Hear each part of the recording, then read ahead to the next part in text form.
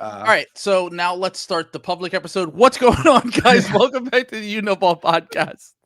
I am your host, Trill Pro Dude. I know everyone was really worried about the health stuff. Don't worry, the surgery went great. I am, of course, talking about my surgery, my oral surgery that stopped me from getting onto Chuck's show for a couple of days. I know that's what everyone was really worried about. So I'm here to say, yes, I am fine. Yep. That's what everyone was concerned about there. Everyone is tuning in to hear Sam talk about oral. This is all I ever wanted from the age of 21 was to have a podcast where I could do this. Call Sam Daddy. Oral B. This isn't a Crest podcast unless Crest wants to come to the table. But no, in all seriousness, thank you to everyone who did reach out. I really do appreciate it. Everything went well with the surgery. I'm feeling much better. My recovery was much easier this time. So, I have a few more things going on with my health right now, but hopefully that will be resolved sometime in the next few weeks to months. And then we can get right back on track, baby. We also might have some exciting things to announce soon, but both hashtag on the road and also possibly maybe a little Sam visit to Philly as well.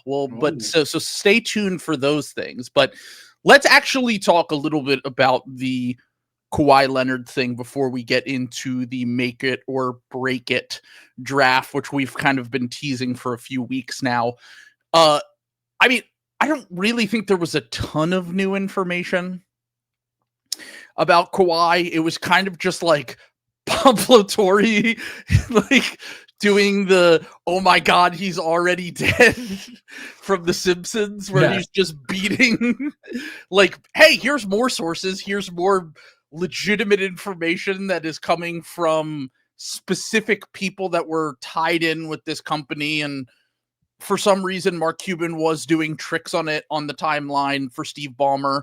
And in classic defending billionaire fashion was like, Steve Ballmer would never be stupid enough.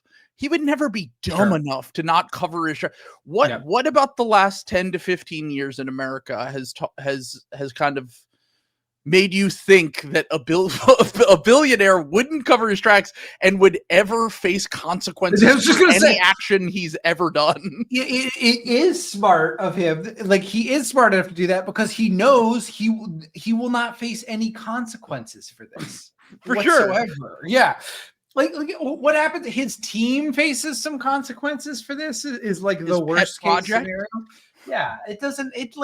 I don't know. It's such a silly little.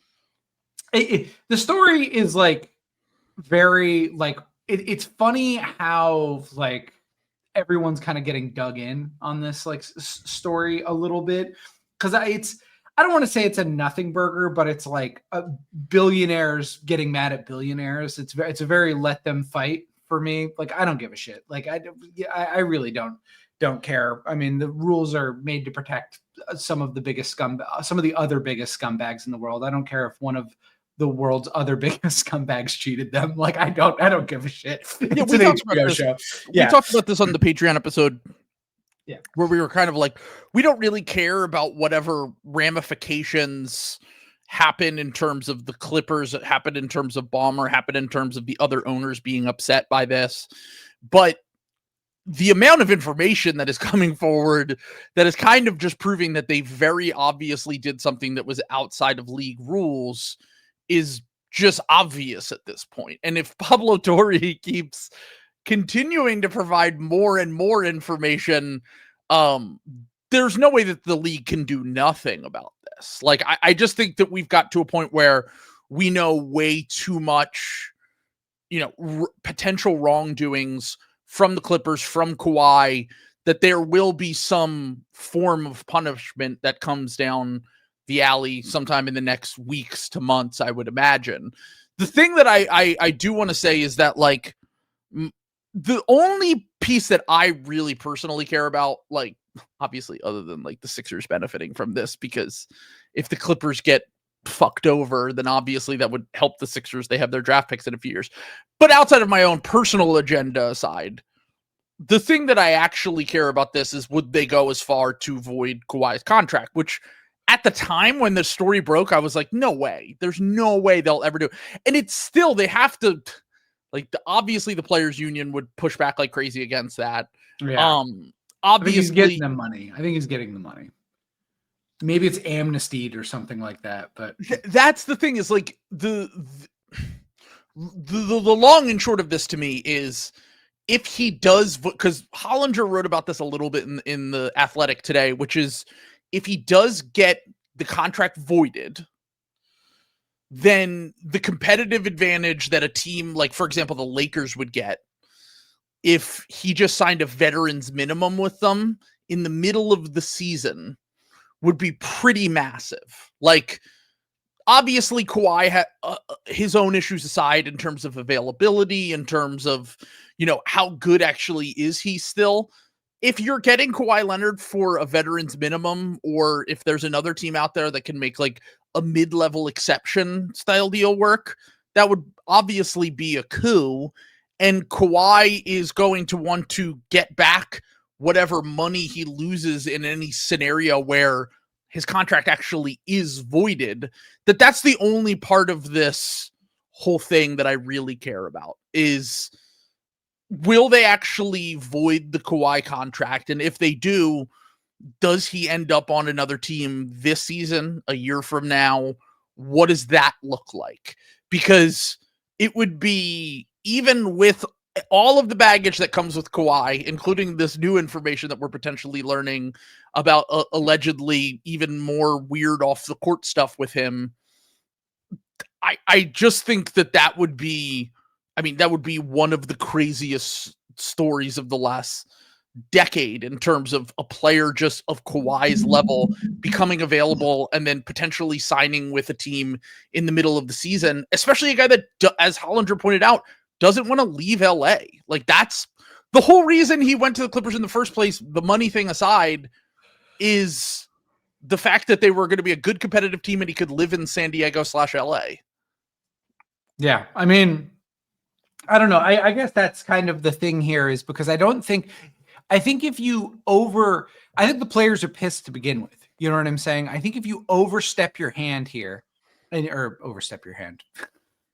overplay your hand here, and like, if you're the owners and you try to basically fuck with player money in this type of scenario, I think that I don't think it's going to go well. I think the players are already kind of pissed about the way the last CBA went. I don't think they want to do that, and I think in that case, I don't know. I would just be very surprised if that was that. I think that Clippers might get the book thrown at them. They might get the, the team building death penalty of, like, I was going to say that would be like a death penalty. Yeah. Yeah. Like, of like the, all the forfeit your picks, blah, blah, blah, whatever the case may be. But like, I don't know. Like, it's hard for me to care a lot about an owner finding a way to give a player more money. It's not caring, though. Yeah. It's to me, it's more about, like, you can't do nothing now. That's my whole point on this, is that, like, 2 weeks ago we were like, this might just blow over. And now I'm like, I don't really think it can just blow over, because we learn more and more that is kind of damning of the people that are involved here. Even if we don't personally give a shit, I don't think the league can just turn a blind eye to this. This has now become a legitimate national story beyond the league. Can I push back on that a little bit, though? Like, it won't be, because the league isn't built like this, but like, just do the Donald Trump thing. Nobody gives a shit. Like what's going to happen? Like, seriously, like, what's going to happen? Are the fans going to stop going to games? Like, what? Some of your poorer owners are going to try to sell their teams? Like, where are you going to find a buyer for that? Like, you know what I'm saying? I do think that other teams will just probably start to do this willy-nilly, and that probably is something that the league wants to get under control as much as they can. Because I think the NBA cares. I personally think Silver and the NBA care way too much about optics, which is why I thought it was really funny that he said that thing a week ago where he was like, you could just watch clips on YouTube and TikTok. That was crazy, dude. That was crazy because, but by the way, an aside on that whole thing, I don't want to do the ratings talk. I don't want to do any of that. We've banned that from the podcast. I literally was pulling up Ethan Sherwood-Strauss's. Yes, I don't want to talk about any of that stuff. But how does football never get criticism for anything that people shit on for basketball and baseball? The idea that you should be, first off, the idea that you should have access to every single game basically for nothing is like, there's no league that does that. Now, obviously, I don't like the fact that you have to have all these streaming services and cable and for the national games. Like, that's crazy. Like, it would be much nicer if we could either go back to the old model and have it just on cable or have it just on like 2 or 3 streaming services that were like controlled, kind of similar to League Pass. But like, do you know how much it costs to watch every NFL game? Yeah, I actually do know this because I just went to go help my dad with it. It's like $400. Like, it's legitimately $400 for Sunday ticket. So it's that's $270 for a Sunday ticket, and then you also have to pay for YouTube TV outside of like the first 2 months, which is $50 a month. So it's like for the entire season. If you want to watch the ESPN games, and by the way, you also have to have Amazon Prime for the Thursday night games. Yeah. But no, I've never heard anyone complain about it with football, not even once. And the thing that with baseball and basketball, if you just said my point here is that you can watch 90% of baseball and basketball games for like $150 a year. Yeah. League Pass is not that much relative to NFL Sunday Ticket. I was just going to say, I think the difference is that because there's so few games, you watch your team's stuff on a national affiliate. So you're watching it on network. You're watching CBS. I think every NBA team should do that. Yeah. The only time anyone actually complains about that is, or that I can remember, is when they started rolling out the Thursday night when it was on NFL Network. I do remember people being pissed about that because that was one of the only times you couldn't watch your own thing. Now, because the thing with baseball and every other team is you've got that, whatever weird channel that has your, your games on. And that's like outside of like a basic cable package. You know what I'm saying? Right. There are only a handful of NBA teams that you can watch on like your local ABC station or whatever. Like the Phoenix Suns do it. The New Orleans Pelicans do it. I think the Blazers do it. There's like a handful of teams where you can actually just tune in. You could just get an antenna or have basic television. And I think that's great. I think they should just do that in general. I think having to have cable to watch all of the games, like for your NBC Sportsnet or whatever, it's absurd. Like, it's like let me just watch my favorite team for free, just like they do in football. But the idea that you should have access to all of the games, it's much cheaper to have an access to a large majority of MLB and NBA games than it is to NFL games, and there are way more of them. There are so many more baseball and basketball games. Like, if you break it down per game, what you're paying for the NFL for the Sunday ticket package, it's absolutely fucking out of control, dude. Like, it's not a good value at all, but football is king and no one cares. Like, football is above pretty much all criticism in the American culture now. And all the other sports are just, people just bitch endlessly about them. But anyway, let's bitch endlessly about the the Clippers punishment here. But but in all seriousness, like the thing I think the only element of this I really even give a shit about that has come about since last time is like what happens with Kawhi's contract. Because I think the Clippers might get the book thrown at them. I think they'll probably get this massive fine, which, look, I did joke about when the news originally broke that I was like, what are you going to do to the Clippers? Ballmer has infinite money. They're the worst drafting team in the NBA over the last 5 years. Yeah. There's no team that drafts worse than them. So taking away their draft picks doesn't do much. If you take away from their cap space, that's where the CBA is going to, or I'm sorry, the players union is going to get involved. They're just not going to allow them to like lose cap space, basically. that they can't allocate to players that they want to give money. Like, I just don't think there's a way to do that. And then in general, it just feels like basically everything outside of, like, I don't know, banning them from postseason play for a year or two is going to do anything. And I don't think they would go that far anyway. Just kind of putting a bow on this whole thing. It would still be, as you said, the team building death penalty, just because even if you're bad at drafting, you don't have to use draft picks. The Clippers used draft picks to, obviously it did not work out, but they did use draft picks to go get Paul George. They used draft picks to go get James Harden. They used draft picks, not quite as many draft picks or really any first round picks, but they got guys like, for second round picks, they got Robert Covington and Norm Powell. Like, they have used their draft capital. They've basically built this whole team out of draft capital and cap space, and draft capital in trades. They haven't drafted any of these players, which is a very impressive way to build a team. They might have some assistance off the court as well. I mean, I don't know if you saw this, but people were digging up the posts about Zubac having one of the greatest scam contracts in the NBA. Bradley Beal signing with them, who's someone who famously loves to get a bag. Like, if it goes any deeper than just Kawhi, I think that the league has absolutely no choice but to throw the book at them. If it's just Kawhi, there might be some sort of half measure they could do where, like, it's not quite a slap on the wrist, but it's not like the full death penalty. And then Kawhi takes like a brunt of it as well, because from everything we understand, like, there was some level of involvement and acknowledgement from Kawhi in his camp that there was something going on. So I don't think he's like an innocent bystander in any of this in a way that you might have been able to argue a little bit ago. But, it's wild. It will be crazy to see what happens. I tend to think that the Clippers are going to kind of end up getting boned here, whether it's fair or not. I don't see a way that they come out on the other side completely unscathed in a way that I did before.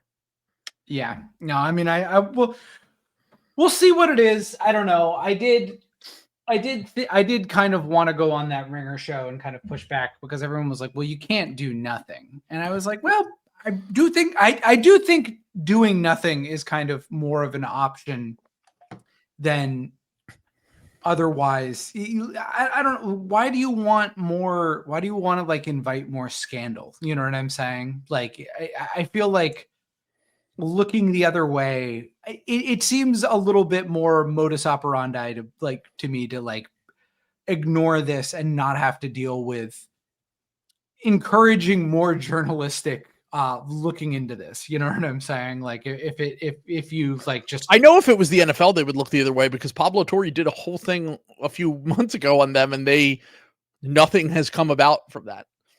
Yeah, they don't. I mean, this is what I'm saying, because we don't have institutional consequences for anything in this country anymore. So I was going to say, would you do anything? I don't know. It seems like if you're a rich guy, the rich guy blink, like, that kind of happened with Cuomo's like on record saying that he regrets resigning because he looked around and realized, oh wait, nobody was going to do anything about that. Fuck.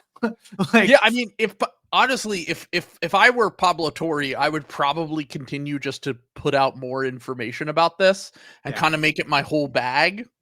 Yeah. Why not? Because the reason why we move on so fast is because this news cycle, we're inundated with so much information and so much stuff that it basically has turned everyone into a character from Eddington, where their brain is completely fried by the internet and all the news that we get, that you can't react to one thing and just kind of focus in on it. And Pablo kind of slow dripping this story might end up being part of the reason why there could be some sort of consequences. Because, I mean, dude, this story came out 2 weeks ago and we're still talking about it. Like, that never happens with stories in this mold. If this was any other, first off, very smart of Pablo to drop this when he dropped this in the dead of the offseason when there's nothing to talk about. Mm-hmm. Second off, obviously he had just joined, New York Times Athletic, whatever. So he got an extra visibility boost out of that as well. But kind of not really letting it go is the reason why it feels like we're still, considering that they might actually end up doing something. Whereas this could have blown over if it was in the middle of the season and he only had that one real truth nuke that he dropped on everyone. Yeah, I guess that's a good point. I mean, I feel like what's going to happen? Is it going to come out that the president wrote a birthday card to one of the most ridiculous pedophiles in recent history? You're not going to get bailed out by a news cycle if something like that happened. Very true. Yeah, it's a very good point. Yeah, I mean, I don't know if Pablo Torre's quite as connected as Donald Trump, but we'll see. Pablo Torre, I have a mission. Should you choose to accept it? You want me to be impressed, big dog?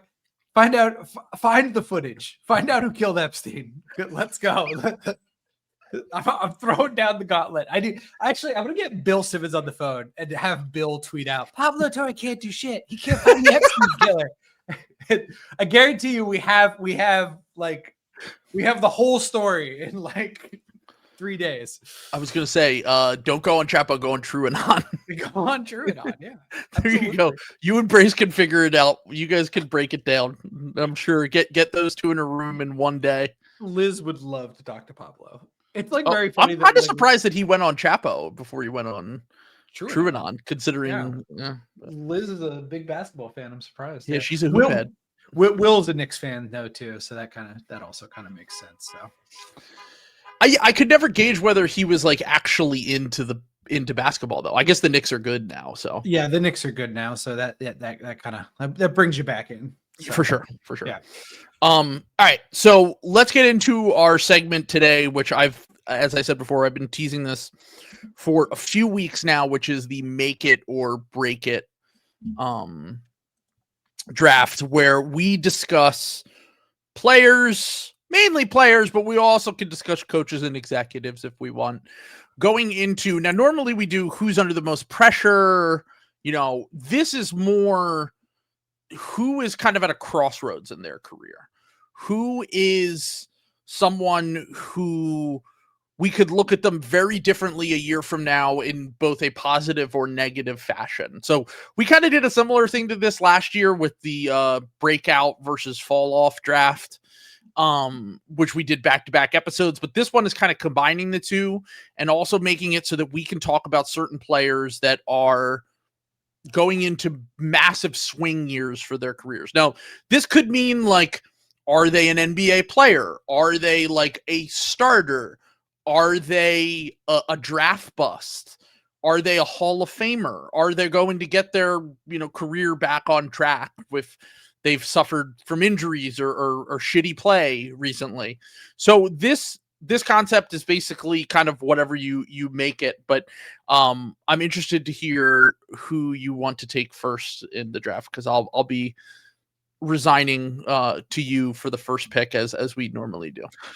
Let's start with Trey Young, because I think he's kind of been floating around this zone for a little bit. He's kind of been circling the toilet bowl of kind of becoming a good stats, bad team guy. And maybe a little bit more honest of that would be average stats, bad team guy. Or I guess average stats, average guy, because it's 41. They always win 42 games. I was going to say mid-player, mid-team. Yeah. So we've talked a lot about Atlanta, about how, they're kind of one of the big up-and-comers in the East. They added Porzingis. They added Nickeil Alexander-Walker. Their Jalen Johnson's healthy. They have a team that makes a lot of sense, that fits together. This is if Trey Young is going to kind of, I don't want to say salvage his career, because he's had a very productive career. He's going to make a lot of money. But if he wants to kind of change himself from being a punchline to kind of what we thought his career trajectory might have been 3 years ago, when he was kind of coming off that conference finals appearance, which, 4 years ago. Mickey Mouse 4 years ago, that, was kind of Mickey Mouse. And, we all kind of know that now. This is a chance for him to be the best player on a very good team. And I think 2 playoff series wins where he's like very convincing, I think would do a lot for his career, how people see him like I think 1 playoff series win. He hasn't won one since then. Yeah. I mean, I do think like sometimes those teams are like kind of the DeJounte Murray trade was just such a fucking disaster on like so many levels. I think that this is the first time I felt like Trey Young has had a team that I think should win a playoff series. Like I've never really felt that way about like any of the teams he had in between. That famously never been higher on the Atlanta Hawks. I mean, like I was high on them coming into the season, but then like once I like watched them, I'm like, oh, okay, no, they're gonna suck. You know what I'm saying? Like I've never gone into the playoffs thinking, yeah, Atlanta's got this. They're always the fucking 8 seed. They're always gonna get smacked by the 1 seed. I think that this is a kind of a last ditch effort because if the Hawks don't win a playoff series this year, I think it's kind of over, and I think he's gonna get traded. I think that's the next step for Atlanta. He's a free agent next offseason, so I mean, this is a contract year. He is a player option as well. I was gonna say he's opting into that because nobody. Maybe. I don't think I really don't think the people who are opening at cap space are going to be prioritizing Trey Young. I think Trey Young is going to get out there. He might look at some of this stuff. He might put out some preliminary feelers. I would be shocked if he opted out of that contract. Unless it was like a opt out to re-sign with the Atlanta at like $40 million a year for 4 years or whatever the fuck. Yeah, I mean that's why it's make or break for me for Trey, because it's a contract year. I think they have put the proper pieces around him to kind of see if this Helio Trey thing can work. We know it can work in the regular season. I mean, whenever he's on the court, they always have a pretty good offense. Even last year, I think their defense was better when he was on the court because he wasn't quite as much of a disaster for stretches. And also they put a good amount of infrastructure around him to kind of cover up the weaknesses. I think that they've went further in that direction, as you discussed, with the players that they did acquire this offseason. We've talked about the fact that this is the first time since the year after they made the conference finals that I feel confident about them winning like 50 games at a playoff series. I feel like there's really no excuse for Trey not to have a career year this year. Like while he has fallen off a little bit as a scorer, he's still one of the best passer playmakers in the NBA. And perhaps with a little bit better offensive and defensive help, he could have a year where, he's averaging in the high 20s. He's making all NBA. He's potentially signing a big contract a year from now, whether it's with the Hawks or another team. I'm not really sure why other teams would just be like, no to Trey if it's free agency.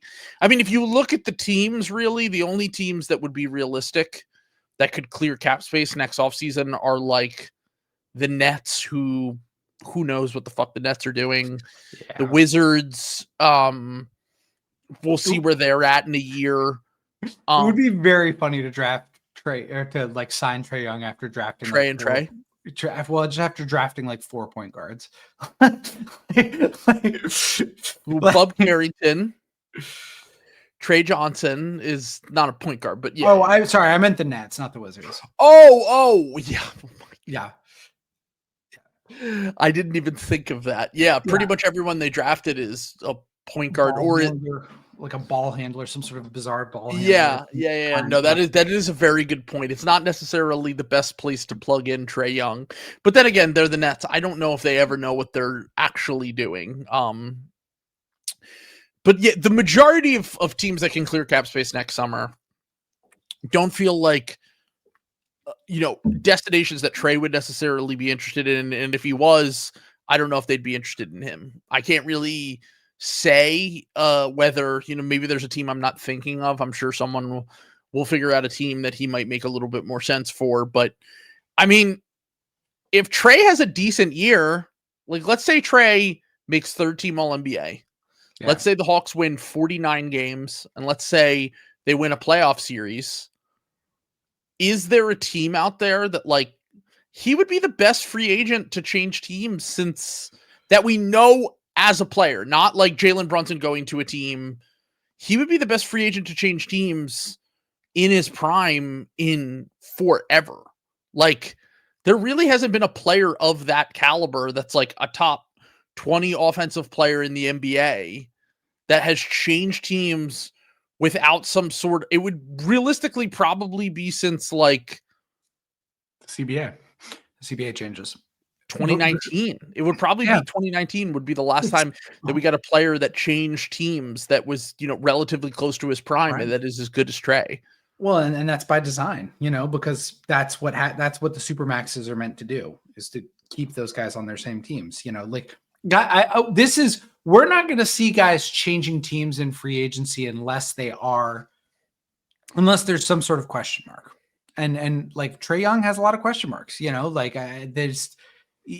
you have a average defense with Trey Young as your Atlanta's had an average defense in the regular season. I mean, not in the playoffs probably, but outside of this one small run that they had, that doesn't seem like something that is super sustainable.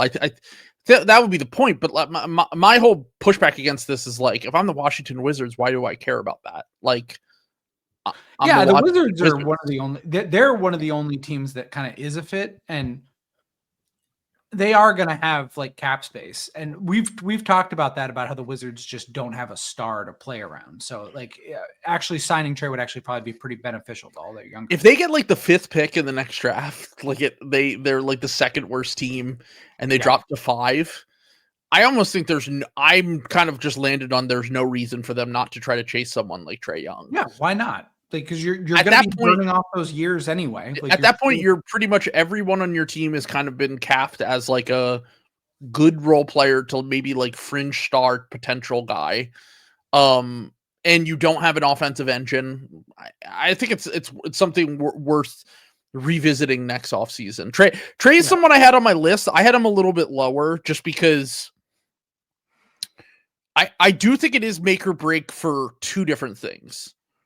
I think probably his rep around the league, it is make or break, I would say. I think people in Atlanta generally love Trey, like the fans love Trey. But the other thing that I think is a make or break is like, will he be a Hall of Famer or not? I think he would not. A lot would need to go right for the rest of his career for him to do that. I'm just talking about like not being in the Zach LaVine zone. Like, I think he's above the Zach LaVine zone. Is he? Four All-Stars, 1 third-team All-NBA, led the NBA in assists last year. Like, if he gets 2 more All-Star games and 1 more All-NBA, he's going to have the counting stats.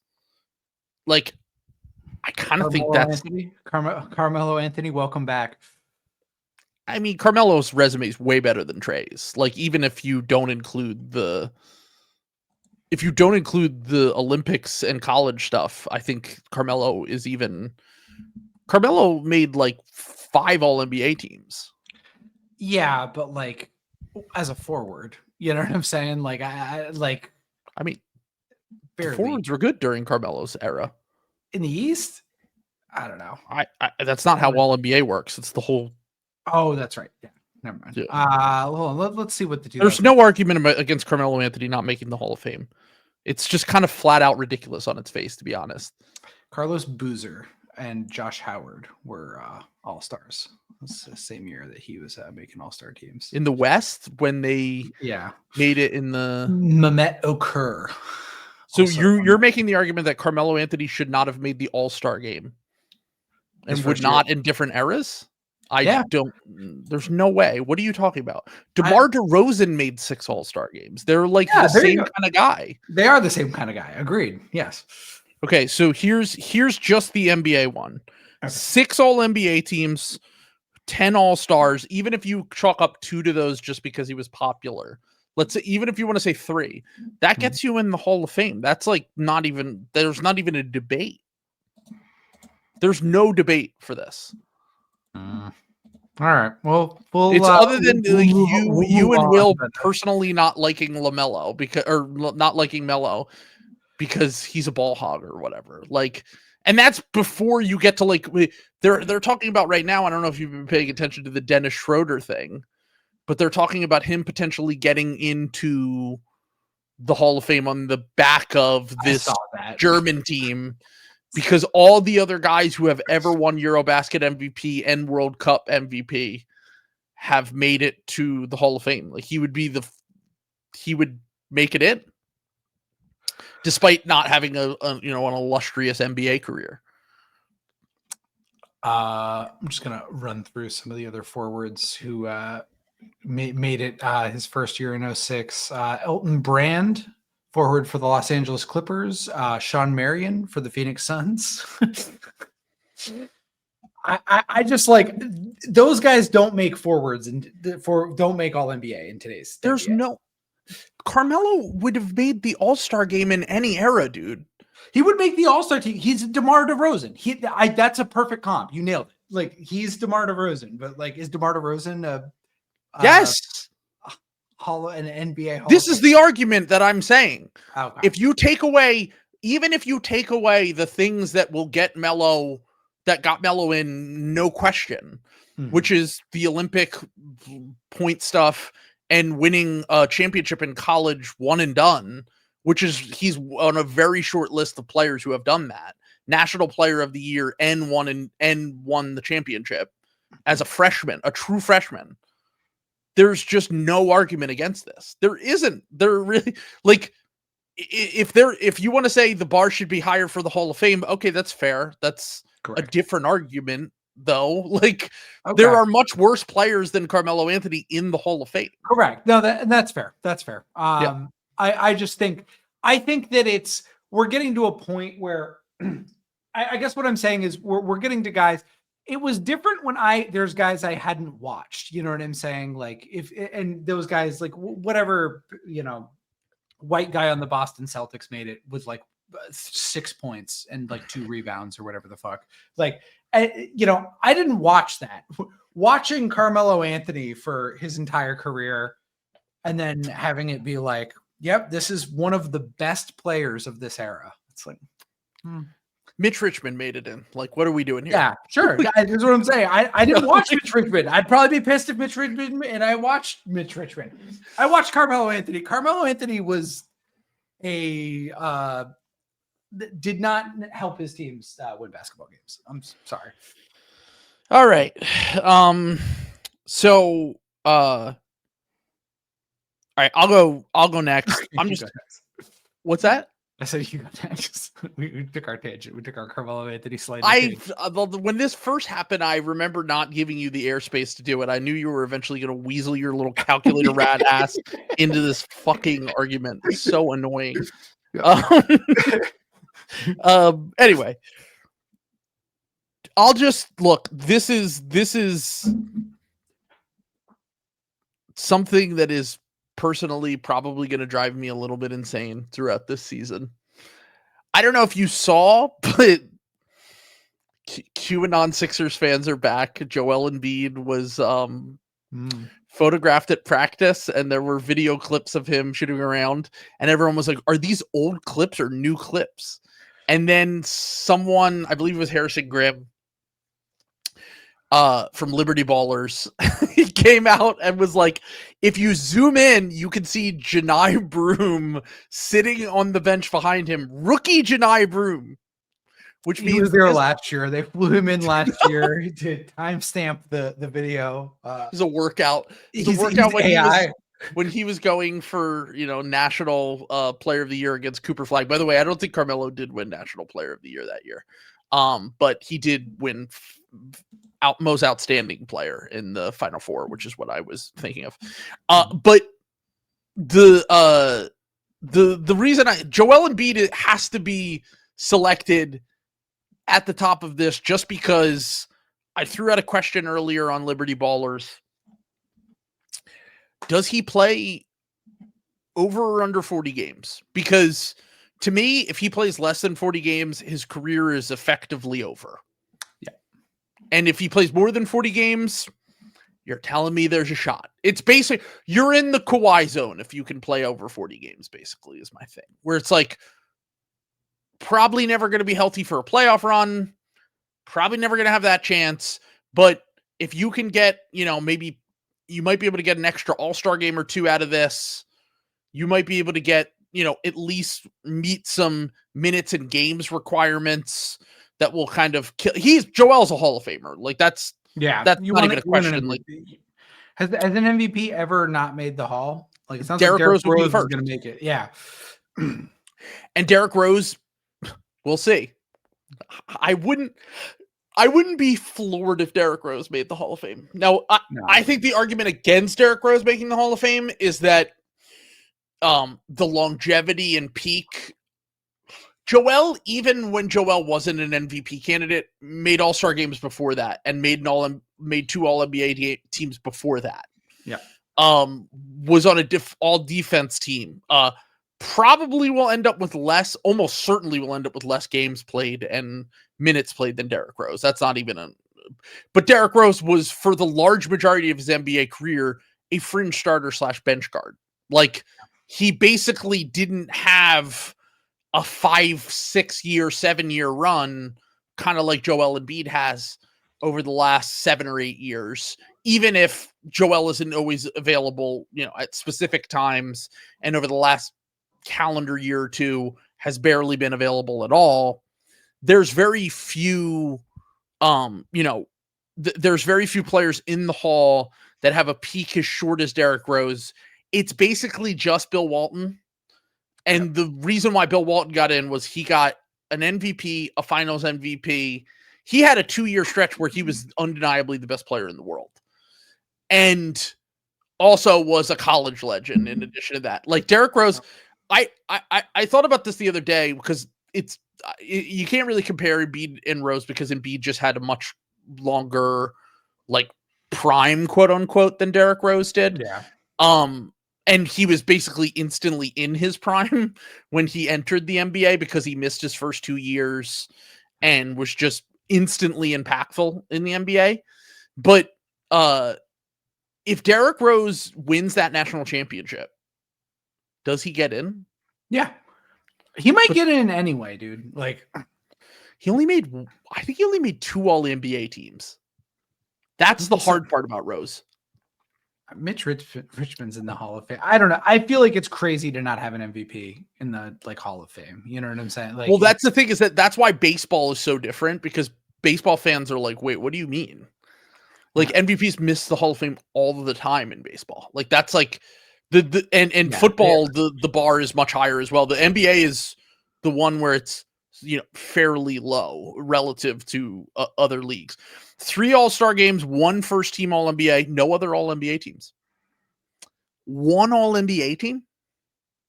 That's crazy. That is the crazy. year he won MVP is the only time he made All-NBA. That is, like, insane. It's tough. Yeah. He was so young. He was really young when all that was going on, so...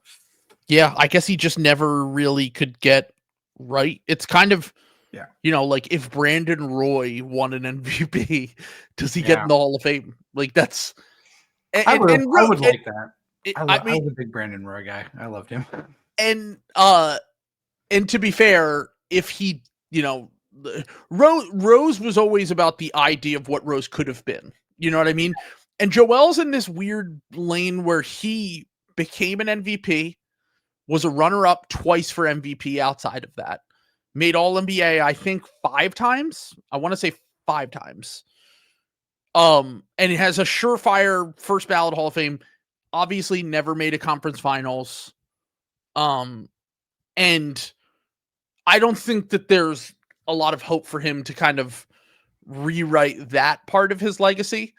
But I think that if you can get 50 games for the next 3 years out of Joel Embiid, it would do wonders for kind of his long-term rep and public perception when we talk about him as a player, because right now it's obviously been in the piss and shit for a few years now. I think that article that was written about him in ESPN, Joel Embiid Sees You, I think that tended to lend him a little bit of empathy from people, and like kind of seeing more of an insight into his day-to-day life gave, it humanized him more than anything else.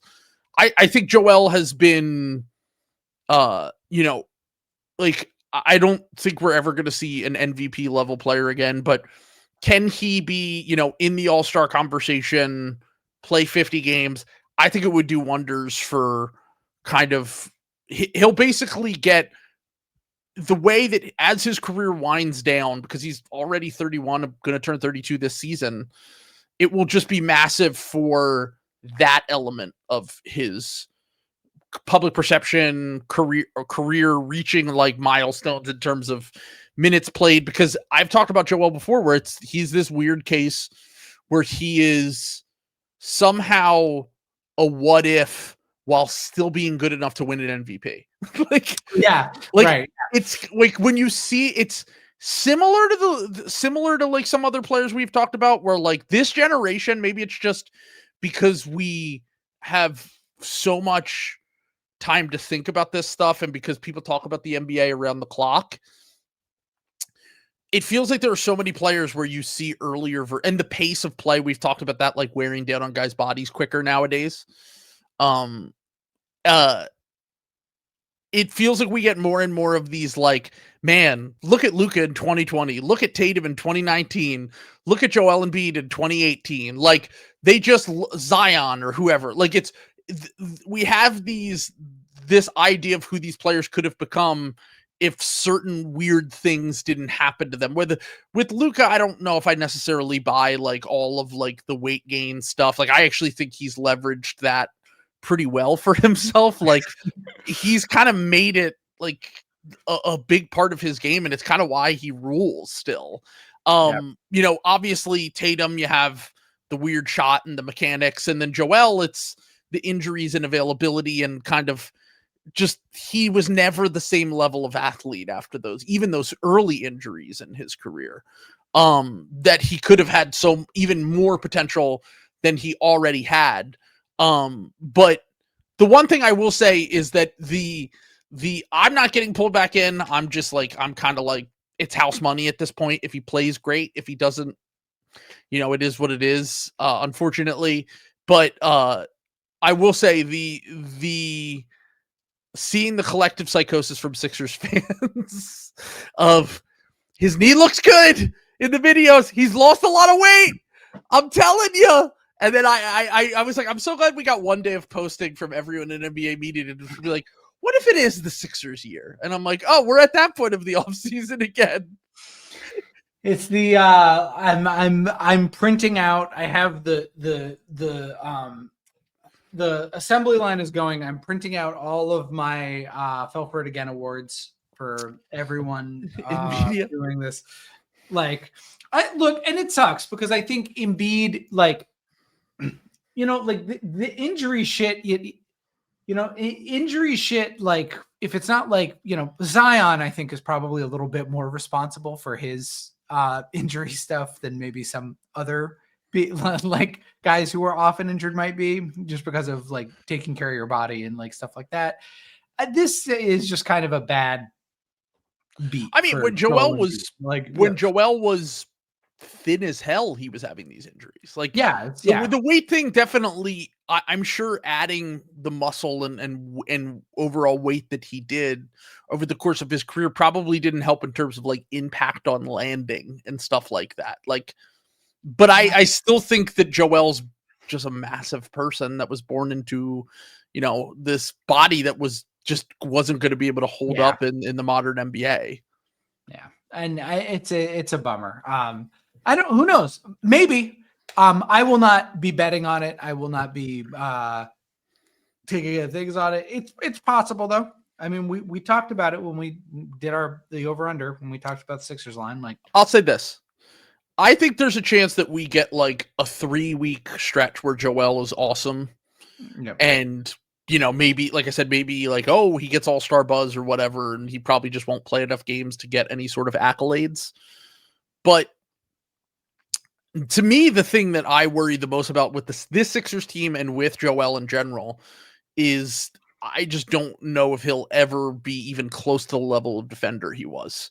Yeah. Like the amount of knee injuries he's had, even if he can figure out how to be an effective offensive player, the defense is just like teams will probably attack him. Like it was obvious they were doing that at times last year. And this is a team that like their best point of attack defenders are like, I mean, Wash, Paul George, rookie VJ Edgecombe, and Quentin Grimes. Like Kelly Oubre is not much of a point of attack defender. He's more of like a steals and deflections guy. But like this team is not built to withstand a Joel Embiid defensive regression if he does play.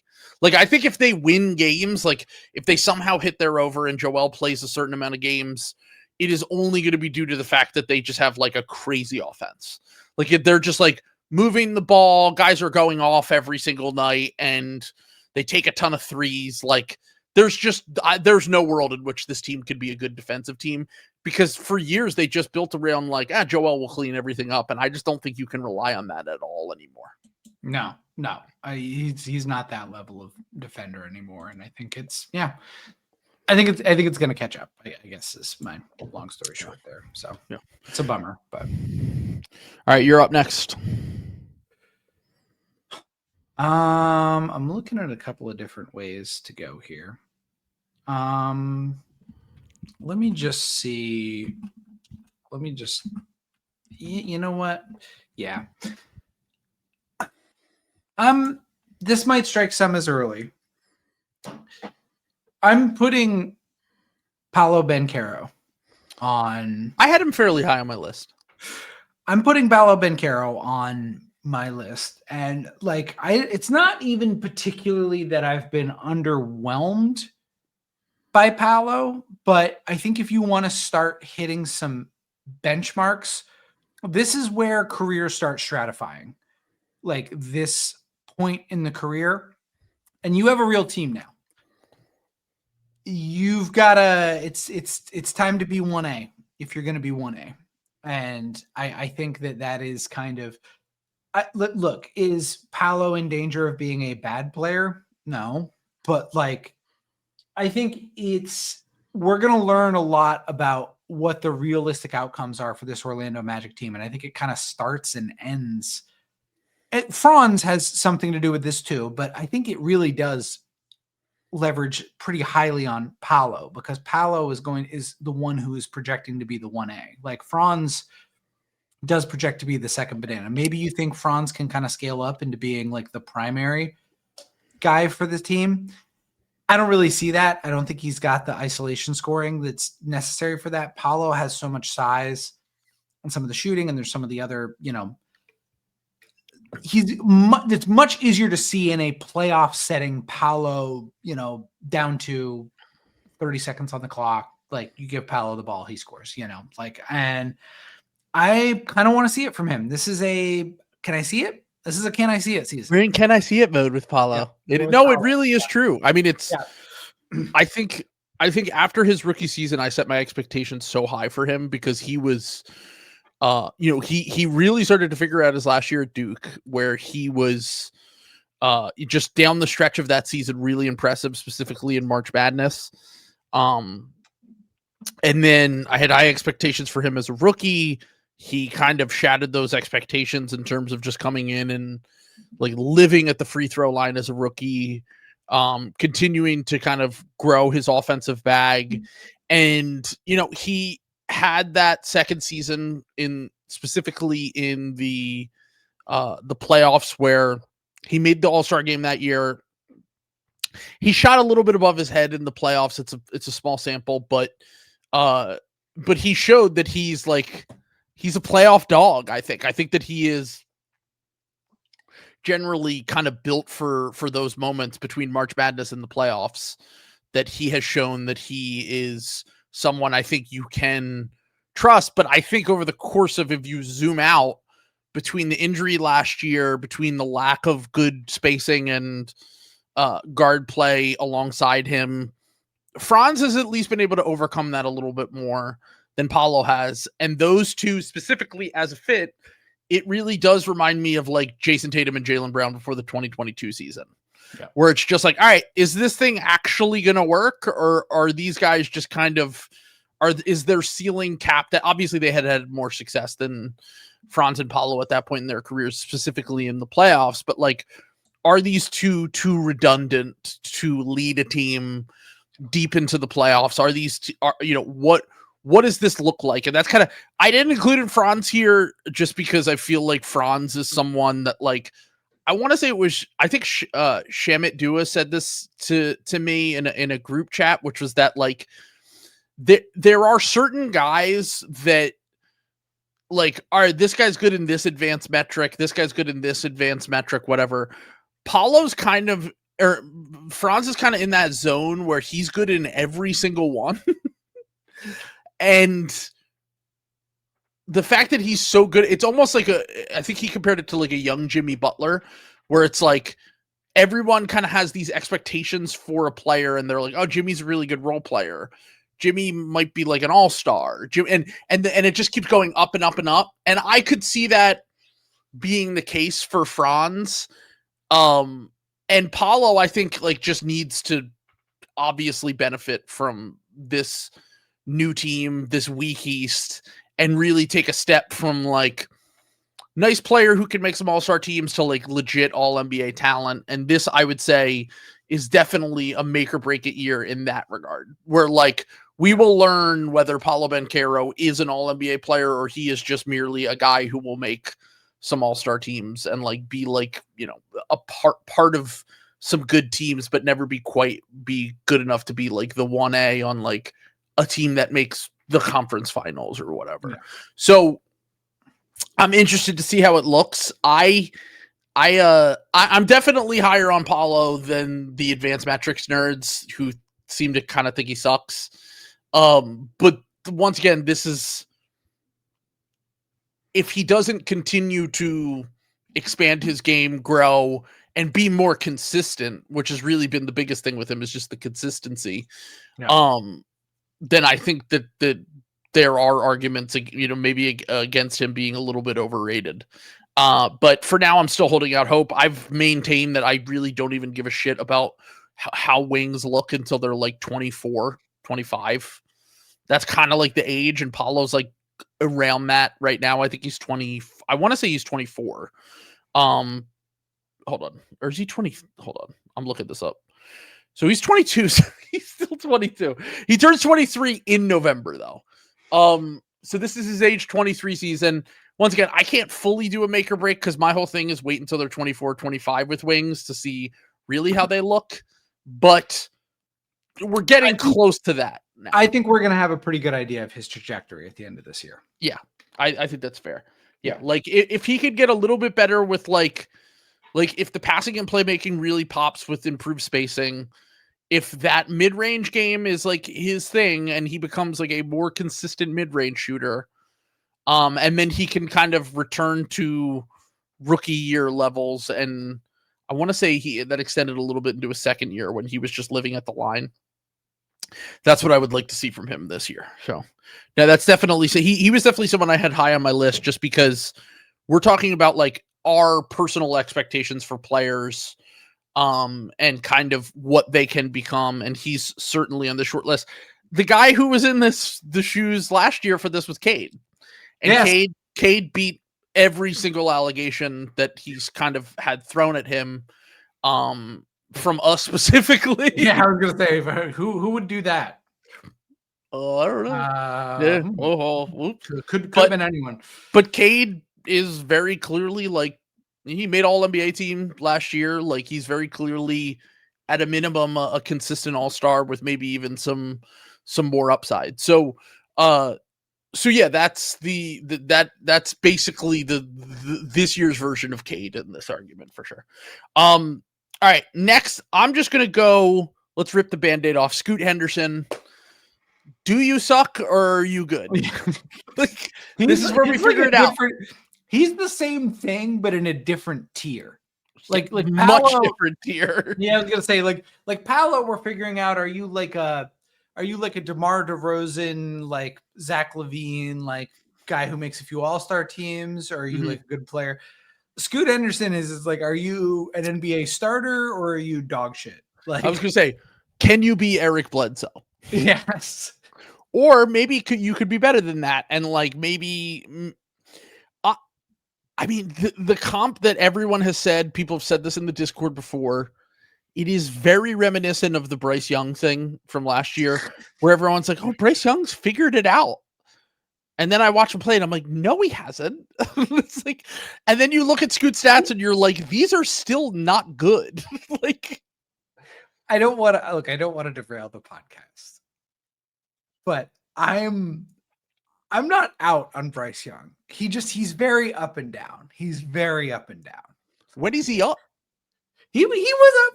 Did you watch the game last week? He was the last drive was a little bit of a mess, but like the second to last drive, he was cooking. He was back. He's very Dr. Jekyll or Mr. Hyde, like, which I guess is bad. I am doing a little bit of the Trevor like. Can you name 5 starting quarterbacks in the NFL who are very clearly worse than him? Like I'm assuming like not with injuries. Like I can't say okay. Mac Jones. Well, no, Mac Jones is not a starter. He's a backup. Right. Well, this is what I'm saying. Like I'm saying guys who are starting normally. It's like Spencer Rattler. Like it gets tough quick. Okay, so the argument of guys that are worse than him are you're only going to be able to take from wash guys and rookies, basically. Yeah. It's like, okay.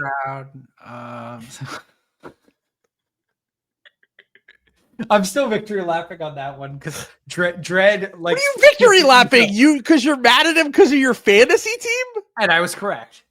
I am lasered in when fantasy is involved.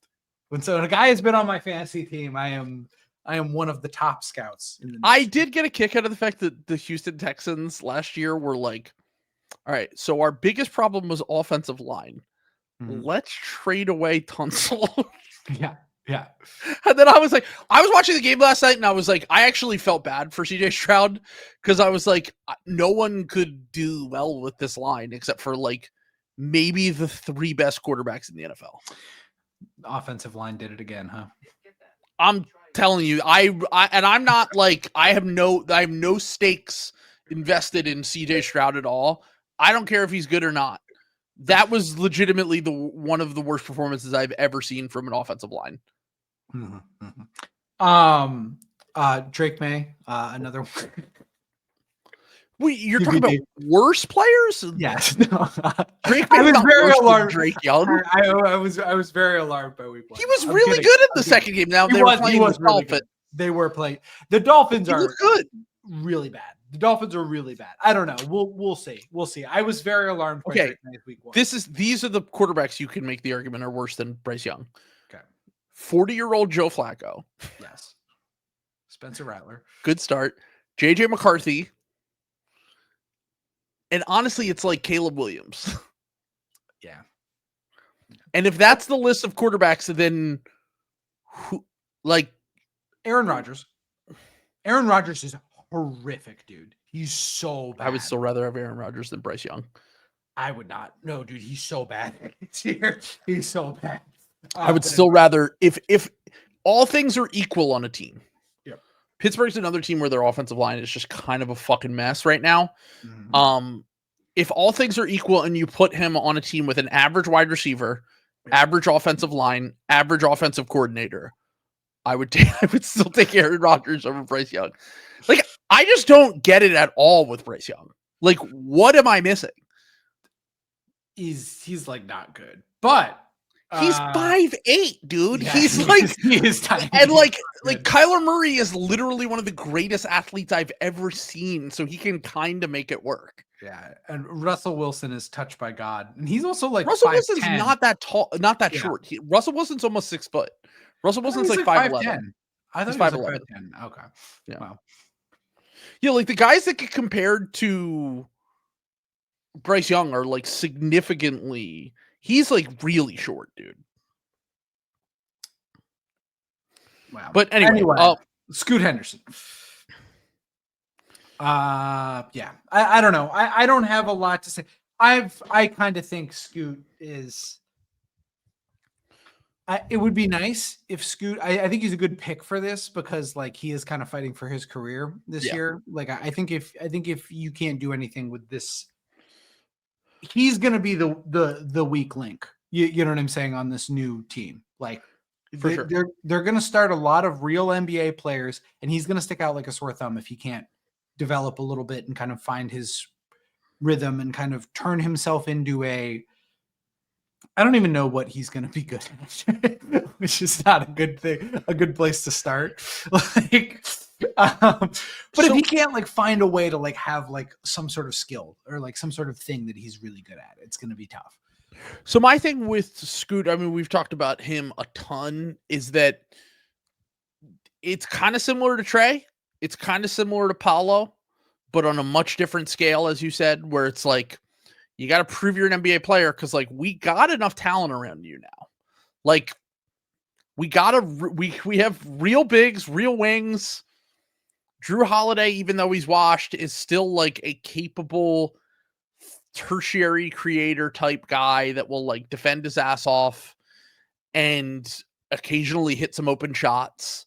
Like, it's kind of up to you to take that next step as a player. And like, while he had moments last year, like he was the 3rd pick in the draft. Like we're now talking about him entering year 3 with really no consistent, like, man, even Jalen Green and RJ Barrett and these guys that have, become like fine NBA players, but aren't like the players everyone thought they were going to be pre-draft, would have these weeks or months where it was like, wow, okay, Scoot needs to have at least a Mickey Mouse March for me to feel good about him this year as an NBA player. Like if we're sitting here and he still is like a very inconsistent 3-point shooter, he turns the ball over a decent amount, he's not being trusted to create offense, like, and he's terrible at finishing around the rim, I don't think he's anything more than a bench guard. And this is, like you said, like, this is like, are you a starter or are you like a real NBA player for me? And this is, he has the most stakes of anyone we've talked about so far, because everyone else is going to be fine no matter what. Joel's making the Hall of Fame.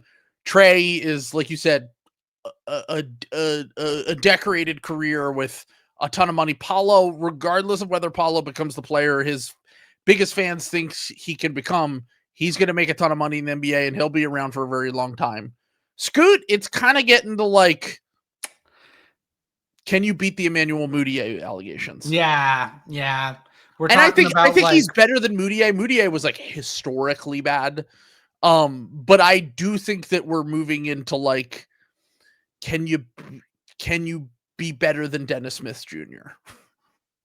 Yeah. Like, those are the kind of guys that I'm thinking of, where it's like, for a full season, can you show me, or at least like 2 or 3 months, that you're like very clearly not. If I'm like Portland, I'm thinking about like, are we picking up his team option? Because he was like drafted high enough that like some of the I wouldn't go that far, I don't think. I mean, he'd have to be a disaster to start the year. What's the upside? You know what I'm saying? Like we see this all the time, and then a team always is like, high draft pick, RJ Barrett gets traded for OG Anunoby, Jalen Green gets traded for Kevin Durant, and like they're not, and that's like a year left on a rookie deal. Like, I'm not saying he's going to have real trade value, but I just think that there will always be a team that's like willing to try. Both of those moves are horrifically bad. You know what I'm saying? Like I feel like I've just tried to stop assigning high draft picks. It almost doesn't matter how they play, is my thing. Like, Markelle Fultz got a 1st-round pick after being basically the worst player in the NBA for 2 years for the Sixers. His thing was like so insane though, because like there was like a clear bizarre thing going on with him. You know what I'm saying? Like that is a little bit outside of the But it was perfect. still Kevin Knox is probably a better, like, this is a guy who's like not been an NBA player and has gotten a billion chances for like 10 years. Really the only guy that we've had that had this level of question marks going around them going into year 3 recently, that was because Kevin Knox was the 8th pick in the draft. That's just different. Like, that is Scoot is the 3rd pick in the draft. It's really just Wiseman, right? It's like Bagley, Wiseman, and then like place to be. Right. That's what I'm saying. Is like, and honestly, Wiseman even got Dante DiVincenzo, or I'm sorry, Bagley got Dante DiVincenzo in a trade.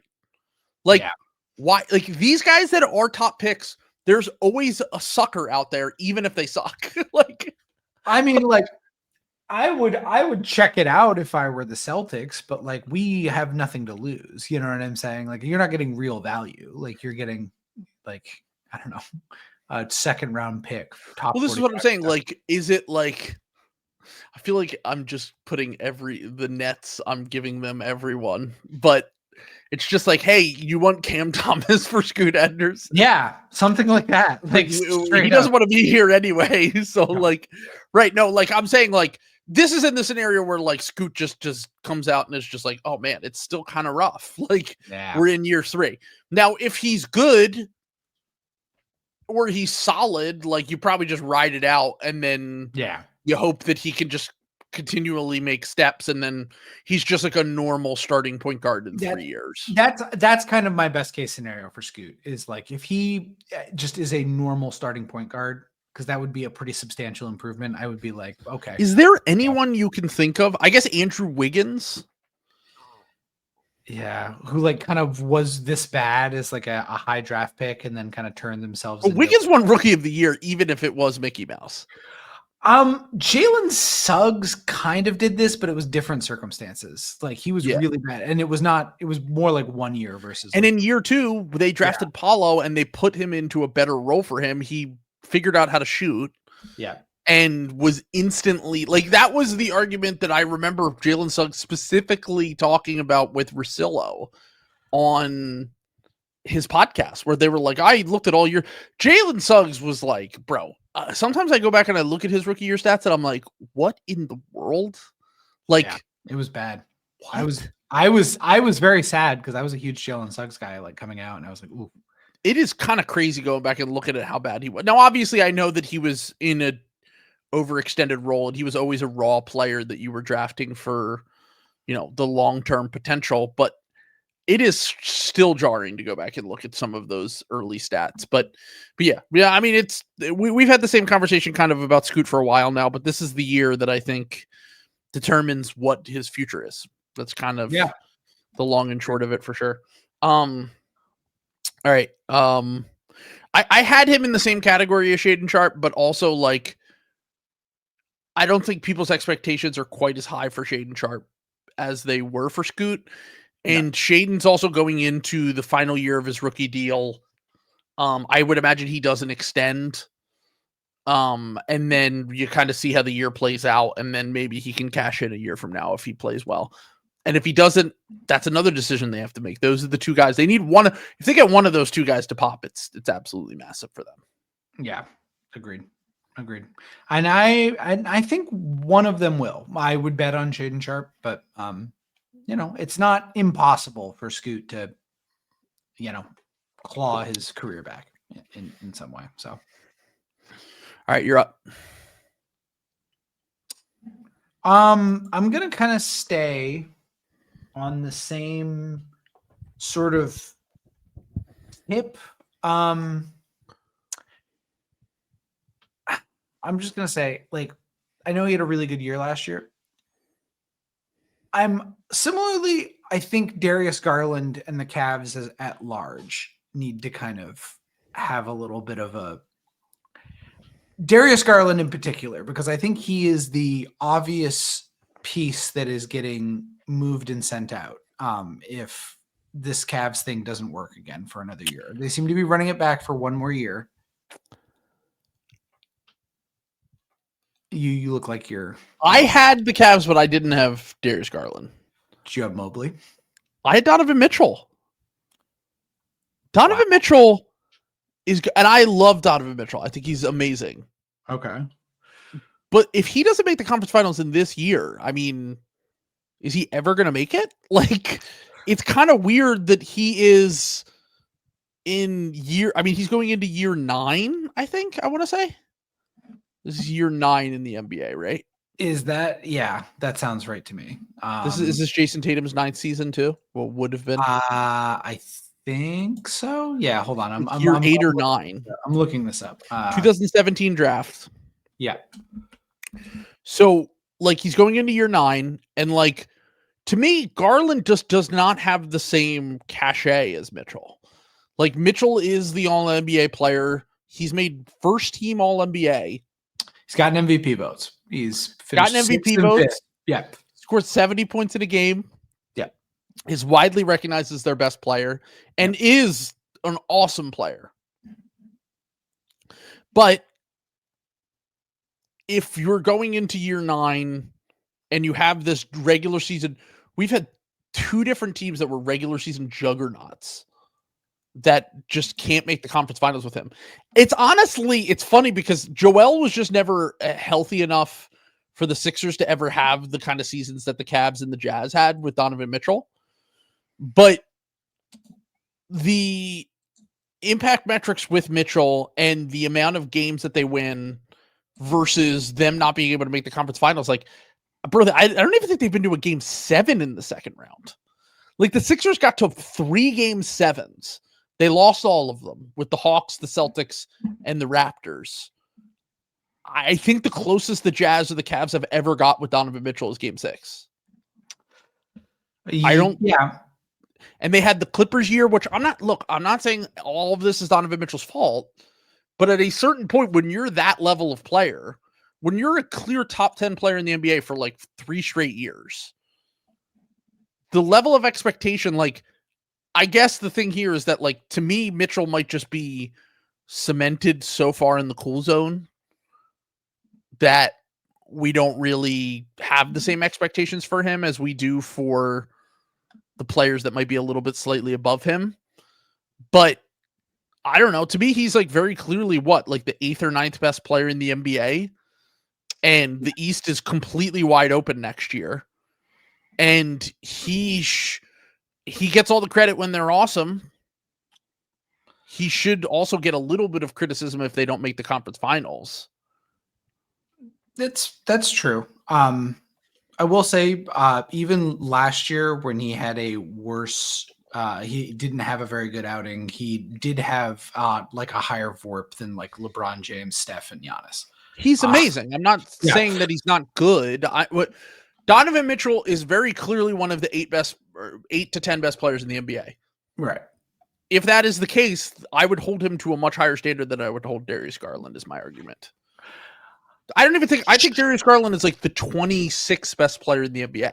I guess my thing is, like, for why I don't think this is a make or break, why I singled out Darius Garland is maybe what you're saying is true. Like, you know, like, and it is true, like, that he's struggled, you know, maybe Donovan Mitchell is a career loser who can't get it done in the big moments. And, like, you know, Rudy Gobert has made back-to-back conference finals. You know, so, like, of that Jazz team, you know, it certainly looks like he is more to blame. Or at least as far as some of that other stuff is. Here's the thing, though. If this Cavs thing does not work, do we really think Donovan Mitchell is going to be the one that faces the consequences for that when they you know? I mean, do we think that he is not? Are we sure Donovan Mitchell's like, I want to play for the Cavs for the rest of my career? No, but if anything, what I'm trying to say is that, like, the pressure and the spotlight will eventually be on Donovan Mitchell in a way on a national stage that it will never be on Darius Garland.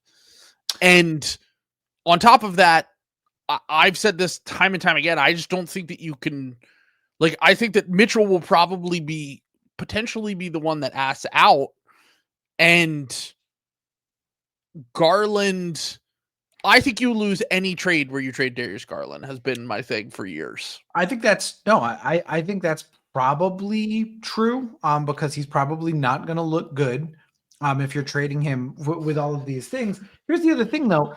we're talking about like kind of make or break years for guys. Donovan Mitchell he's of a stature to just run away and try again. You know what I'm saying? Like you know, Darius Garland is not of that stature. Darius Garland will be sent to New Orleans or, you know, banished to the Kings or something.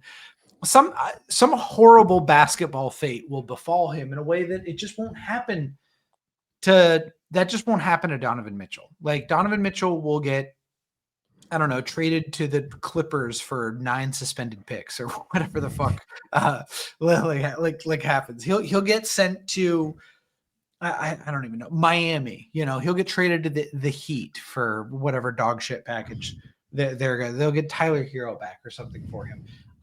He's not going to face consequences for that. Darius Garland, all of the scenarios where it doesn't go well for the Cavs, I just don't think it's realistic to without it can't go wrong for Donovan Mitchell without his consent, I guess is what I'm saying. Yeah. Because the way it ends badly with Donovan Mitchell getting traded is Donovan Mitchell saying, I'm sick of this shit, I want out.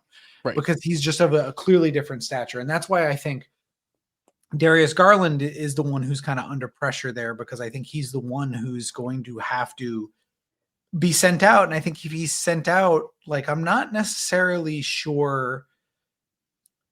I think Darius Garland's a very good player. I think he's he's a great regular season player. I think he's going to run into a lot of the same problems that we talk about with like Trey Young when he's kind of like on his own. And Darius Garland's been a disaster in the last 2 playoffs. Like I think that it's kind of gone a little bit. He had the excuse the first year because he had the jaw injury and then he came back and he lost a bunch of weight and whatever. But like, he's been bad in pretty much any postseason setting. He's had like 1 or 2 good games here and there in these runs, but like he's very clearly been the bigger playoff dropper of the 2. Like Mitchell still has these transcendent playoff games where I don't really think there is a question that he is, you know, he can still be that guy in the big moments. But I see what you're saying. My thing with Garland, I mean, honestly, there is a trade that makes a lot of sense that I think that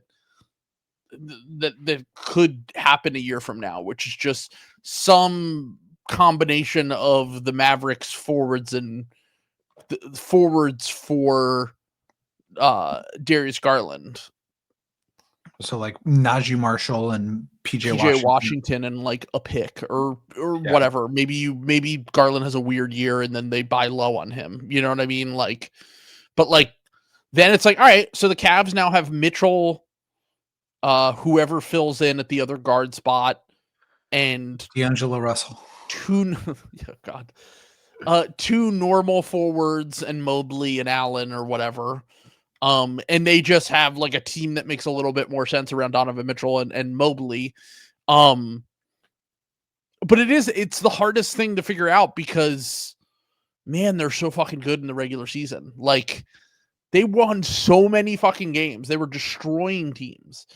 And it just didn't matter. I know they had some injuries in the playoffs and like they didn't always have the most availability, but like, I mean, the Pacers kind of euthanized them.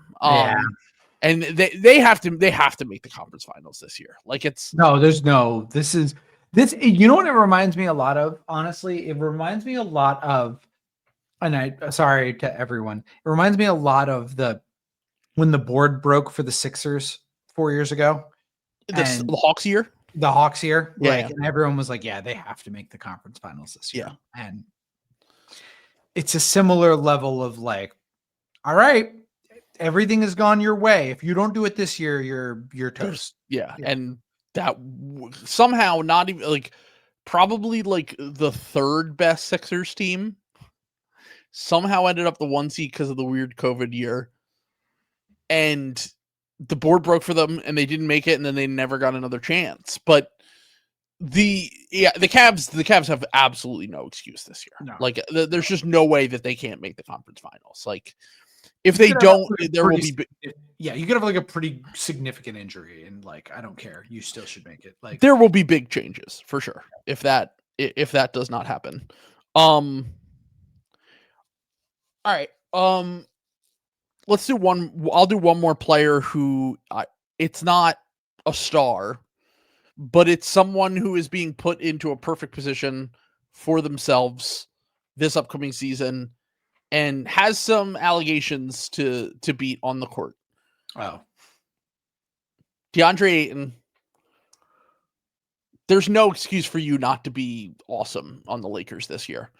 If you're just kind of going loser mode and not really caring on defense, and you just want to take 30 mid-range shots a game or whatever you've been doing the last few years, like you're playing with Luka Doncic and LeBron James. JJ Redick is your head coach. And while I'm a little bit lower on the Lakers, I think, than like a lot of people, there's no excuse for him not to be like, to me, this is like his Andrew Wiggins year, where it's like, you're either like a someone who can contribute to winning and start on a good team, or you're a loser. And Wiggins beat the allegations and was the second or third best player on a finals team or a championship team, and then had some of 2 or 3 of the best years of his career. And even though he hasn't fully gotten some of the question marks off of him, he has very clearly had a very good NBA career. And DeAndre Ayton, this is it. He's 26 now. Like, first pick in the draft, you'll never live up to the expectations of that. But like, can you just be good? Can you not? And like, once again, everything I've ever heard about Ayton is that like he's an awesome guy. But it's just frustrating watching someone that's as big as him, as athletic as him, as talented as him, just kind of like not really give a shit. And, now we're at a point where he has no excuses, really. One of the only guys to ever get DNP car.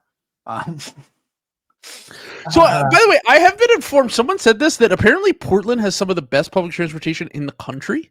I'd believe that. I don't know that, but like, I believe that. Like, it would. Someone commented that once when I was like, well, I'd imagine their public transportation isn't very good because it's in, the Pacific Northwest, and like, but it is like famously like lib, you know what I'm saying? Yeah. Or like even like with like weird 90s lib thing. So I can see them like voting in a lot of like, I bet they have a lot of trolleys. You know what I'm saying? We love trolleys. Yeah. I had trolleys near me growing up, and then they just were like, fuck it, no more trolleys. And I was like, why would you do that? Why would you get rid of the trolleys? The trolley is a fantastic experience. I take the trolley over to West Philly all the time. I think this is a great pick by you. This is Operation Laker Clip. I mean, this is like, if he is the NASA fucking scientist, okay? Like, he thrived under fascism, under Chris Paul. There's the collapse, the CIA. JJ Redick has come in to whisk him away, to put him in Houston, to beat with the help of someone from one side of the Iron Curtain, but to beat the other side of the Iron Curtain with Jokic and Serbia and kind of the, Yep. Said Marcus Smart is a CIA asset. Yes, correct. He's like all good guys. You need a good guy to protect you. But yeah, I mean, like, if he can't, Luka Doncic and LeBron James are like 2 of the great play, like, things that make it like easy to play with those guys. Yes. Well, 3 and Marcus Smart. So those are the 3 big more raising players. And like, you would turn on the Lakers last year, and it would be like, they have Gabe Vincent and Trey Jemison out there, and they're winning. It's like, you're like, how are they doing this? And it's like, JJ Redick and LeBron James, top 3 defense that whole time too. Like, what the fuck was JJ Redick doing, dude? Like, this is what I'm saying. Like, this is maybe they've taken the mantle of the devil magic, because I said in football, when we beat the Chiefs the other day, I was watching that game and I was like, I feel like beating them in the Super Bowl stole their powers, because like there was like multiple plays where Mahomes just missed a guy down the field, or they dropped the ball, and like we had that in the Cowboys game too. And I was like, maybe the Lakers, maybe new Pat Riley, JJ Redick, just took the Miami Heat devil magic. I was gonna say, I thought you were gonna say he was the new coach Spo, and I was about to become let's see the birth certificate for his wife. And it's just the date. But you know, I've done the research. She is age appropriate. So he can't be coached though. Yeah.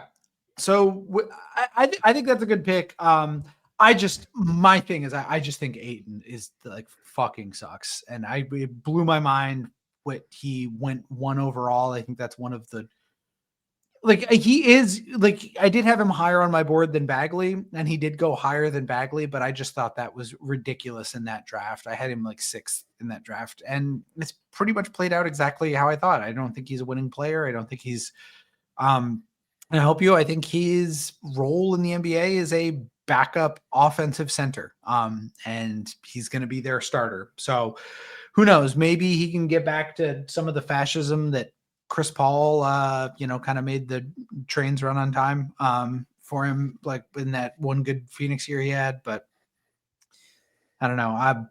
Kevin Pritchard has got to be thinking about the bullet trajectory that missed him with that offer sheet that they fucking offered him. And that, what was that, 2 years ago, 3 years ago? Yeah. I mean, that literally changed the course of NBA history. Yeah. It's one of the kind of becoming quickly one of the bigger what ifs of like the last 10 years. Yeah. Yeah. And honestly, what's really funny is that one of the proposed trades that was happening prior to this, because the Suns were like, we don't want to pay Ayton. Yeah. And they kind of knew that for a year. They were like, we don't want to pay him, but also this was in like maintain the asset brain mode thing where it was like, we can't lose him for nothing. So I remember some of the trades that were discussed around that time. I don't know if you remember this, but there was a Sabonis for Ayton trade proposed at one point that was rumored. Zach Lowe talked about that. There was a Miles Turner in that sign-in trade. Miles Turner would have been going to the Suns. Yep. So like, there's a lot of different make or break moments that, we would have never seen this Pacers team. And now Miles Turner leaves them, goes to the Bucks. There's a lot of shit that changed because of that one move that happened. And now Ayton's on his 3rd team. And once again, he's entering his prime, like kind of time to prove it, because I actually think it's like, I talked about this a little bit. God, I'm sorry for making so many football analogies. I've just had it on the brain, but like everyone talks about how hard it is, or how much of a disaster the QB position is in the NFL. And I'm like, I think the bar's never been higher to be like a top 20 starter. Like if you list out like the quarterbacks, there are legitimately like 15 to 20, like pretty good fucking quarterbacks in the NFL right now. And I feel that way about the center position, where it's like, bro, like how many bad centers start on teams? It's not many. Like Ayton's in the bottom 5 or 10. Like he's not, I mean, it's, to me, he's in that like, he's in that like Nikola Vucevic tier where, and like, he needs to kind of not be in that in order to, live up to the expectations that he will have on this Lakers team this upcoming year. And once again, if he ever wants to get another big payday, this is the chance for him to get, another big payday a year or two from now. Yep. And we're gonna find out. I think he's, I think it also kind of is like the quarterback thing though, where it's like you're seeing with like Sam Darnold, like Darnold, they won that game the other day, but like you see this every once in a while where it's like, oh man, Case Keenum had a great year. And then it's like, oh, why did we pay Case Keenum? Like, that's how it feels like with Ayton, where it's like, because the Lakers won't be the ones to make the mistake. I feel like guys don't have good years than bad years. I feel like they do the Baker Mayfield thing where they kind of like are like up and down, like kind of in and out. And like Baker's kind of settled into being like he's a good quarterback, like 12 quarterback. I feel like in the NFL. Baker is like, it's Baker and Geno are kind of like outliers in that regard, where it's like Geno like was done for, like he had not been heard of in years, and then came back and did that. I guess Darnold could be the argument, or Daniel Jones being potentially the other one that's happening right now. But there are a lot of guys that just have those like 1 year, and then they get a big bag, and it's like, oh fuck, why did we pay this guy? Yeah, I feel like that happens a decent amount. Well, the thing with the NFL is like the second you're paying a quarterback who is not one of the 5 best quarterbacks, you're fucked. Like even Dak Prescott is like a pretty good quarterback. That's he's like very good. Yeah, his contract is like a fucking albatross though. Like, I mean, he makes just a stupid amount of money, but like, I mean, we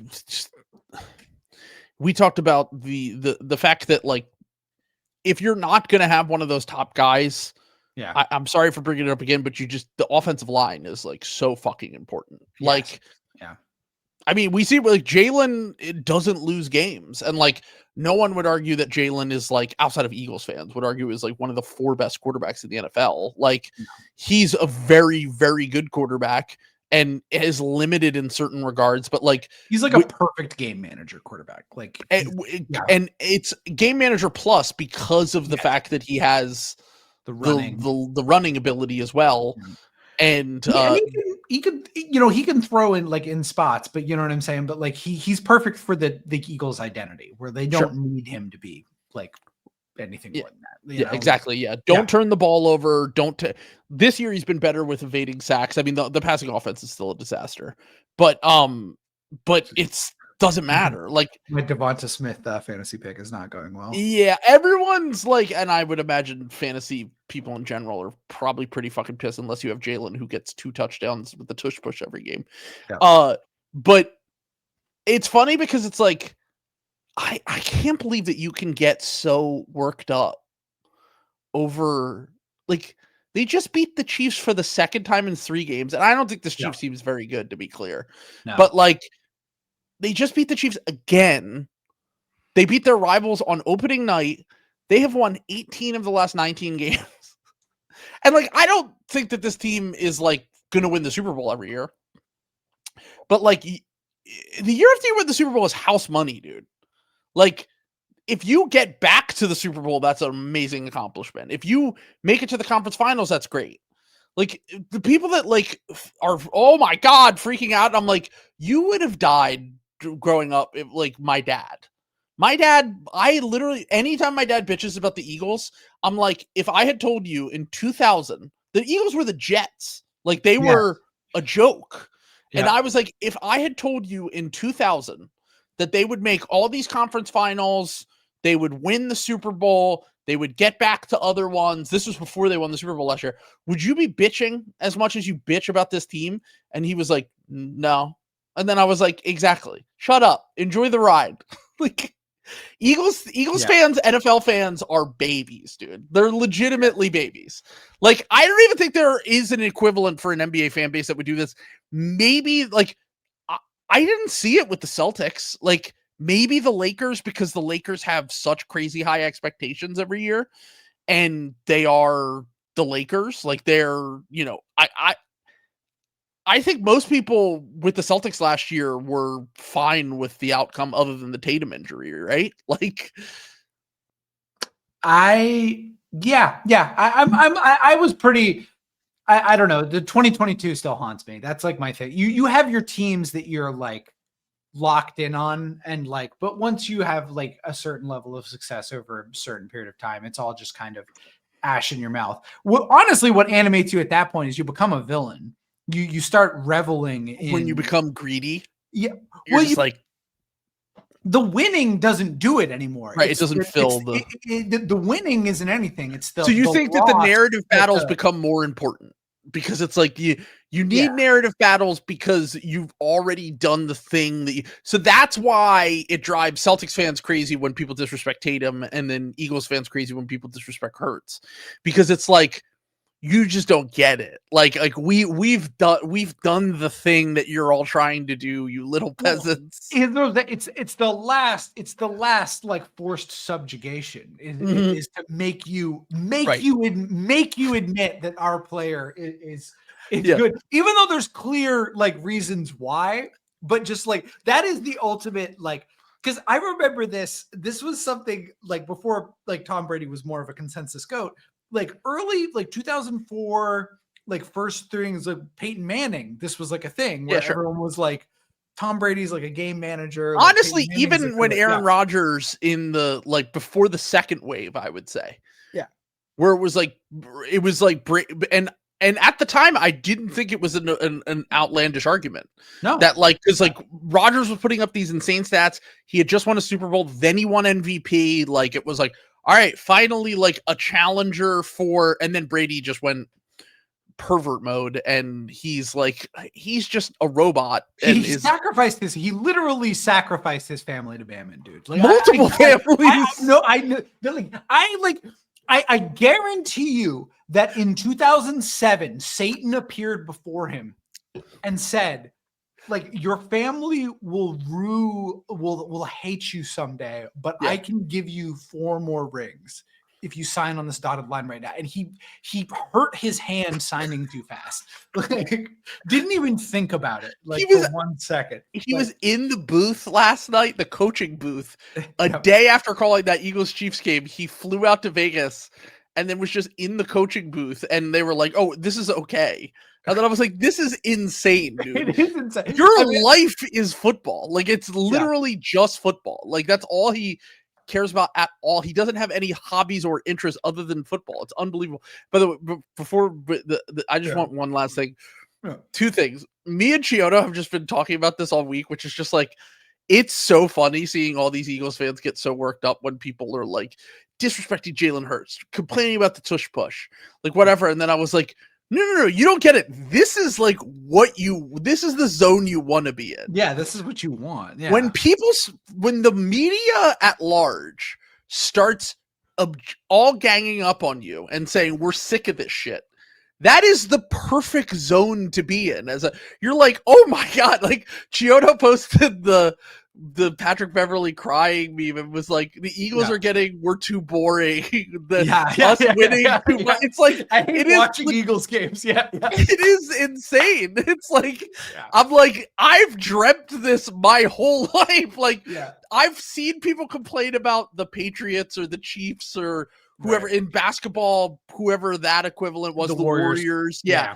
Like, and I've been like, man, it would just be awesome to be a fan of that team. Yeah. And now I am, and I'm like, this is amazing. Yeah, I don't care. I literally don't care I hope Steven Ruiz puts Jalen Hurts at 30 on his quarterback ranking every week just to make people mad, so that they just continue to win and none of it matters. Well, that's the thing, is because people get too mad and then they make themselves look stupid trying to do that. So you get to win again. It's so much fun. Yeah. It's a lot of, I have to say, like, capitalism might have popped on that one. The rich get richer is actually kind of beast when you're one of the rich people, but the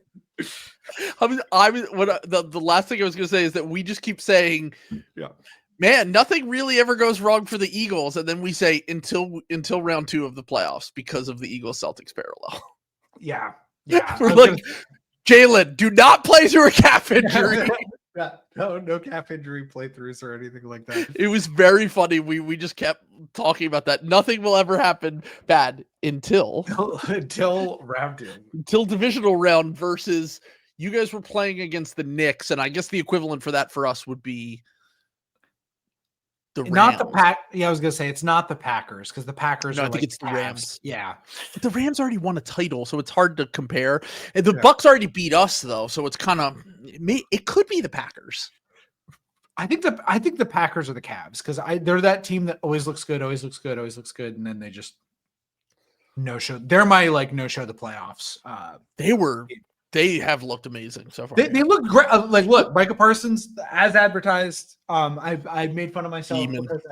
But the whole time the defense was looking good on that game, I was like, I don't buy it. And then they just crushed them. The whole time, I still don't really. I know Jordan Love is a technically a good quarterback. I don't know. This is my more vibes thing. Is I will chalk it up to I think he was more hurt than they let on last year. Maybe because he had an injury and then he looked like ass for stretches. And this year I'm like, oh, he looks amazing. Like I've been very impressed with him early on. But first few weeks of the season lie in every single sport. I legitimately take virtually zero information from the first month of any sport. Like, you can't really, like, until teams kind of figure out shit, like, I just wouldn't overreact to it. Yeah. But when basketball comes back and the Sixers win 3 games in the first 5, I will be like, we're so fucking back, dude. Don't worry about it. Yeah. Okay. So I picked Ayton there. We're at pick 7. We'll do 7, 8, 9, 10. So we'll have 4 more picks. 4 more picks. Okay. Yeah, so far, just a recap: Trey Young, Embiid, Paulo Banchero, Scoot, Garland for you. I threw in my Mitchell thing there, and then DeAndre Ayton. Those were the players. You don't have to pick players too. You could pick. I'm saving that for my last pick. I have one more player I want to get to. I'm going to say him right now. I do think this one is a little bit lower stakes. I do think this is kind of as much of a make or break year as it can be for a Finals MVP for Jaylen Brown. I had him on my long list. Yeah. Just in terms of, I don't think that this is like in a way that kind of, I don't even think matters narratively to most people, but I think this matters to Jaylen Brown. And I think that it matters to kind of his stature in the NBA, because I think, fairly or not, I do think that the prevailing sentiment among national media, people who cover the league for Jaylen Brown, is that Jaylen Brown is a really nice player who's gotten a little bit of the benefit of playing with Jason Tatum and has been able to sort of reap the rewards while Jason Tatum does kind of the quote unquote hard work. He's gotten the Finals MVP. He's gotten the Supermax contracts by making All NBA. I think people think that All NBA was a little bit Mickey Mouse. I think people think that the Finals MVP, I don't think a lot of people consider him to be the best player on that championship team. And I think that usually they want that award to go to the best player on the championship team. So, and I think Jaylen Brown is extremely aware of every single piece of information.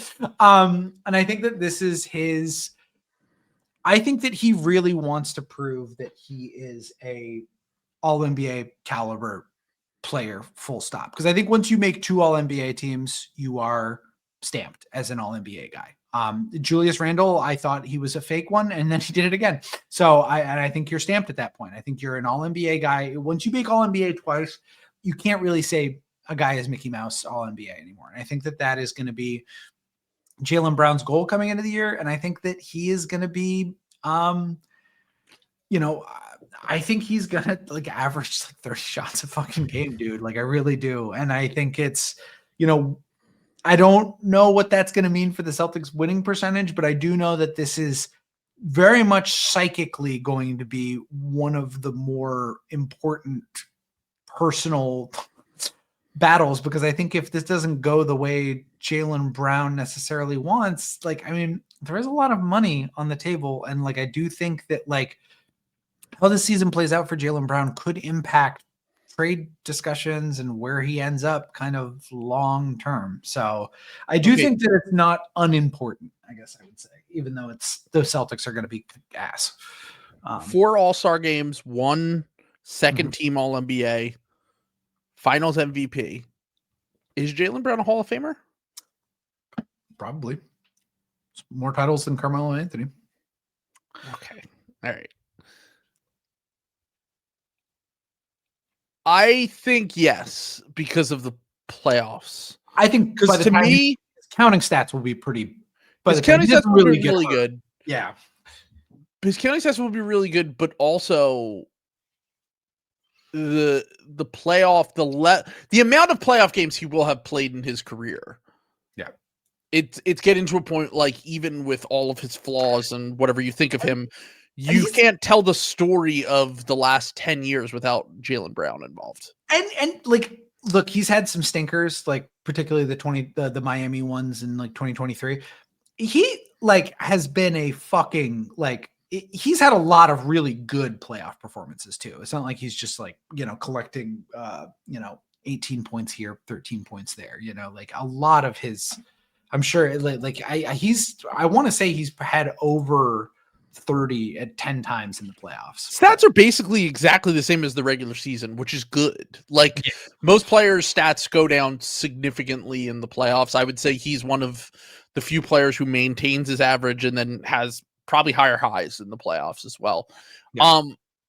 the thing with Jalen, the reason I asked that is like, I mean, if he makes the All-Star game this year and the Celtics win like 40 games, there's really no argument that he will absolutely make the Hall of Fame, because then you have 5 All-Stars, Finals MVP, all these counting stats in the regular season and playoffs. I mean, even if this is the end of the window for the Celtics, let's say the Jason Tatum injury just made it so that they never get back to the finals again, or even conference finals. Let's just say that. He will have made, I think, 5 conference finals, 4 as a real player, 2 finals, a finals with a finals MVP. Yeah, I mean, I think he has to be in the Hall of Fame. Yeah. There are a few guys that are active right now that I think that, like, Trey was a guy that we talked about, like, he will certainly have the counting stats. And actually I was wrong. He's a little bit of an Iron Man. Someone commented, like, he doesn't miss a ton of games. And that is something that, like, when we look back at this era, he'll be in the top stats for points and assists and stuff like that. I just don't see a world in which, unless Darius Garland goes to his new team and completely reinvents himself as a, like, an on-ball creator, I don't see a world in which he's like a Hall of Fame guy. But Devin Booker is the other one that I talked about him a little bit earlier. I don't want to talk about him just because I've already had that conversation on the podcast before. But Devin Booker is the other guy where I'm like, right now, I don't know if he gets in. But the thing that he has over Jalen is the Olympic stuff. He's been like a good Olympic player, and Jalen's barely ever played for the national team. Jalen's played for the one World Cup. I don't think he's ever been on any of the Olympic teams. I don't think so either now. Someone asked us to do that Olympic exercise. Do you want to do it real quick? Yeah, sure. Let's go. Okay, so this was my team for the Olympic team that I came up with. All right, so this is 2028 American Olympic team. Okay. Obviously, we're feeling so patriotic nowadays that we have to discuss this because Bill and Zach talked about it, apparently. I didn't listen to that podcast, to be completely transparent. But the guys that I came up with that I think are like locks to make it are Anthony Edwards, Jason Tatum, Jalen Williams, Evan Mobley, Cade Cunningham, and then you start to get into some arguments. Donovan Mitchell versus Jalen Brunson, Tyrese Halliburton versus Tyrese Maxey, Devin Booker potentially again, Jalen Johnson maybe, because we're just like kind of stretched for forwards at this point. Paolo Banchero, Cooper Flagg, and then the last spot I had was either Chet or Bam. Yeah. And who knows, maybe one of the guys coming down the pipe too might enter the conversation. 2028. Amen is the one guy, because so it gets a little bit hard because Amen is good enough to make the U.S. team, but he also might play for the Jamaican team with his brother. Okay. And I don't know if both the twins are going to be good enough to make the Olympic team. Like, I think it's one or the other. I'm about to do a very Bill thing right now. You know, it'd be awesome. What if they each played for different teams? The sports movie, Russillo. What if they went both times? What if they called a Cool Runnings 2? The side of what's cool about the runnings this time? I don't know. It's got Jamaica and America. The basketball version of Cool Runnings. Cool Runnings. Yeah, perfect. It would be perfect. I mean, I don't know. Like, I think. Well, I was talking about, like, you know, is Cam Boozer, because we're talking about 3 years from now. You know, like, is in 2 years, is Cam Boozer good enough to, like, enter this conversation? I cut it off at Flagg only because it's very rare that someone that young makes it on. Like, you know, you usually have 1 or 2 guys that, like, are in consideration and don't make the final cut. Now, for the Olympic team, now the World Cup team is different. Like, they usually send those guys to the World Cup teams. But like, Anthony Edwards is probably the youngest player on this last team, right? Yeah, for sure. I think so. Yeah. He was 22. And, like, maybe you get someone like that 3 years from now where it's just, oh yeah, this guy, Peterson or Boozer or whoever. But, like, I think the Amen thing is interesting to me because, like, Ahmed, they kind of need that archetype of guy. They really do. Yeah. Because like I've been thinking about it and I'm like, I think Halliburton's a better player than Tyrese Maxey, but like Maxey definitely makes more sense in the context. Like Halliburton didn't even play in the Olympics. Like, if you're playing with all of these on-ball guys, I was gonna say it also depends on. Do we think Kerr is coaching again next time around? Or yeah, certainly. Yeah, that's why I think Cade and Hallie might just be locks because he loves like nerdy, smart players. Whereas like I think that someone like Maxey's certainly going to be better like as an on-ball defender. It's kind of similar to the Zach LaVine thing in 2021 where like Zach just gave a shit about defense and was actually like pretty good in the Olympics. And he's just such another level of athlete with like long arms that like his defensive weaknesses in the NBA don't matter quite as much in international play as they do in an Olympic setting.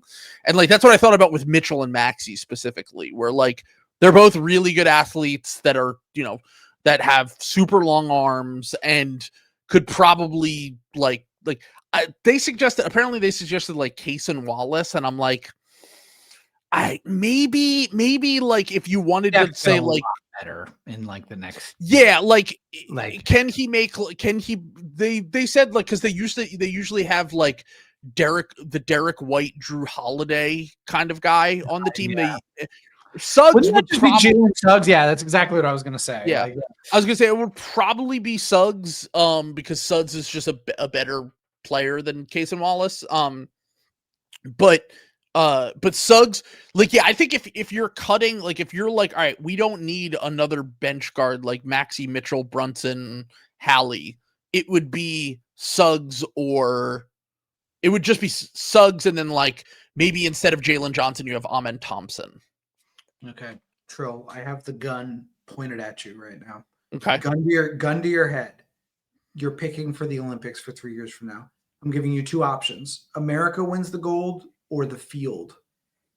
Which one are you taking?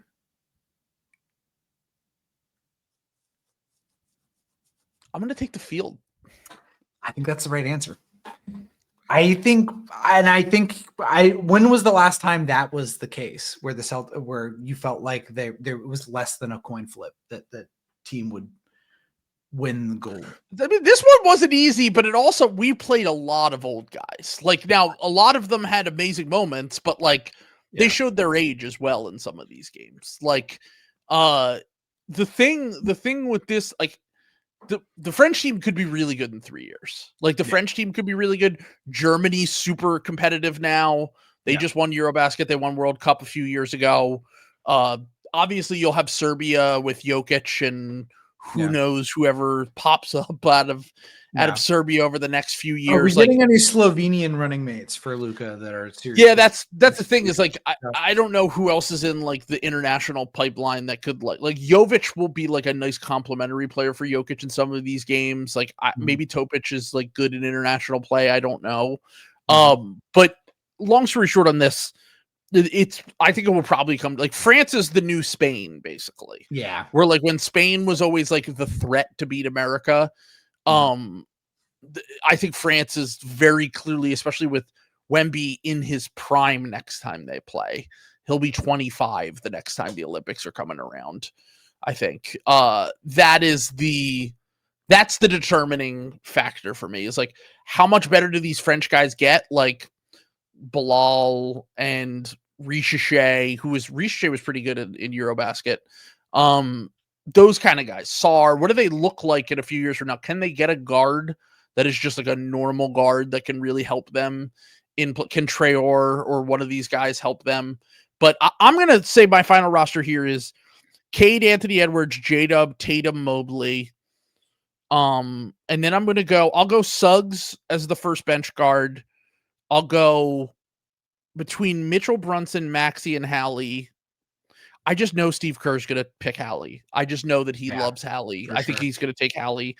I'll say Booker because they use Booker like a wing, so they can use him like a forward. That's what they did last time. Yeah. I'll say Booker, and then I'll say Amen Thompson instead of Jalen Johnson, Paulo, Flag, and then my last spot, I'll give the Chet over Bam. Because Bam's played on 2 Olympics teams already. Like, they like to try to be as fair as possible usually. Yeah. No. It's still a really good deep team. It's just we'll see what this looks like in a few years relative to Canada's going to be really good too. Like that's the other team I always forget about. Yeah. So, but who did you take with your pick? Oh, you took Jaylen Brown. Jaylen Brown. Okay, right. Anyway, Jaylen Brown. Another little sidebar there. All right, we'll do. All right. So you took Jaylen Brown. I had him on my list. Mm-hmm. I'll go a different route here now, where this is completely different. This is unlike any other pick we've ever made. Okay. And it's gonna sound insane when I say it.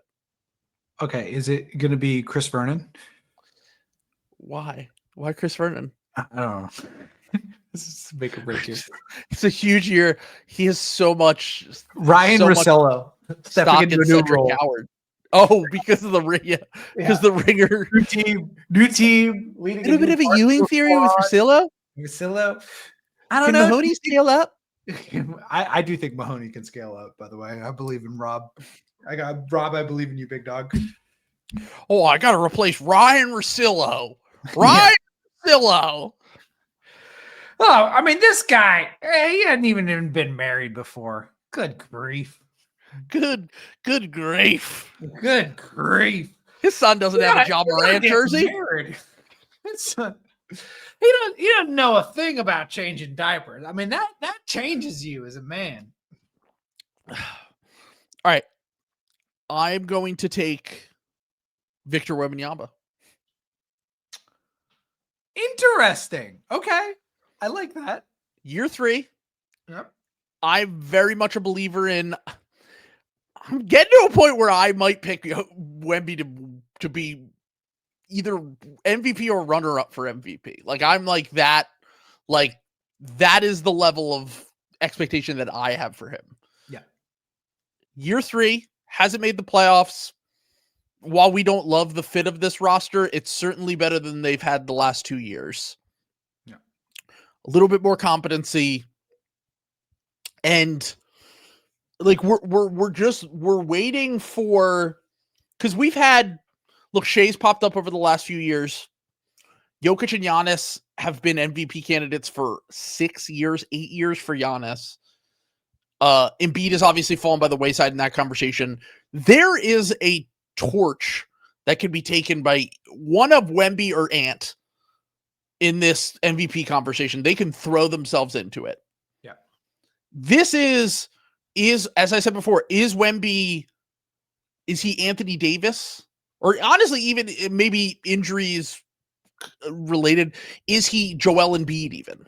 Where it's just like a very good top 100 player of all time, both of those guys?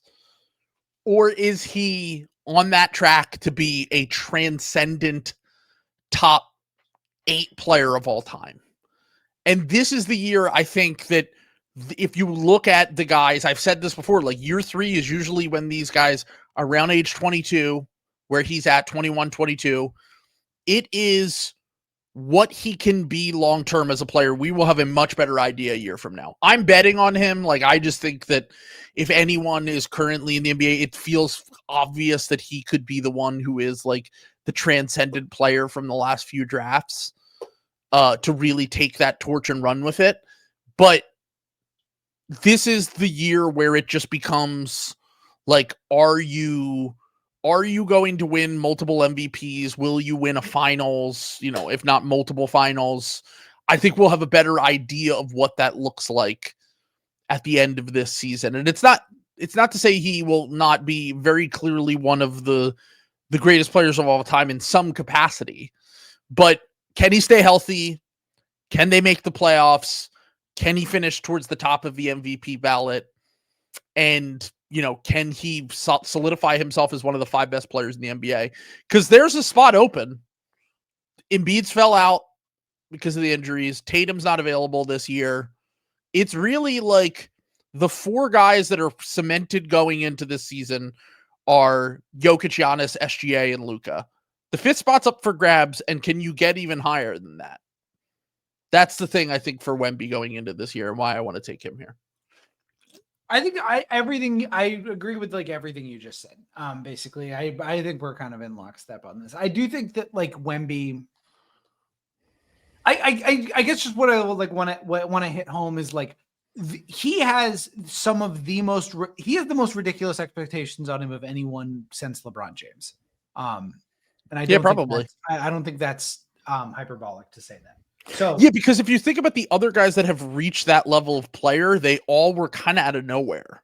Like Giannis didn't have those expectations before the draft. Jokic certainly did not, and like was kind of like no one really took him seriously until like year 2, year 3, where these expectations weren't there for him. Steph had the injuries and then didn't become the player he became until his mid-20s. Like maybe Durant, but like Durant was the second pick in the draft. Probably the closest. And Durant, once again, third year, runner-up MVP, very clearly going to be one of the 20, 25 best players of all time at that point. Like we knew after his third season, we were like, oh, okay, he's that guy. Like we had an idea with the other, going into year 3, but we knew by the end of year 3, he was that level of player. And that's where I'm at with Wemby, where like just prove to me for a full year that you're that level of guy. If you're going to be one of the 15 best players of all time, 25 best players of all time, this is the season when you've got to start becoming that. You've got to the kid gloves kind of have to come off, and you kind of have to establish yourself as like I'm going to be first team all NBA every single year. Every year. Maybe not because of Jokic, but like positions don't matter. It doesn't matter anymore. Okay. Yeah. So yeah, I mean, he should make first team all NBA this year. At the minimum. Could we have this would definitely be the only time we've ever had all international players as the top 5, right? So Shea, because Tatum is usually the one who's kind of breaking that up. So it was Mitchell last year too. Yeah. I think Mitchell made it because it was that 5th spot was kind of weird, if I remember correctly. And it was just like, they're so good. So we think it's going to be what? Shea, Luka, Giannis, Wemby. Wow. It could be the first time ever. Wow. Gilbert Arenas. Everyone help Gilbert Arenas out right now. Why do you think he started a football podcast with Skip Bayless? I forgot about that. It's awesome. Yeah, dude. That's why he did it, because he has to lead into the jingoism.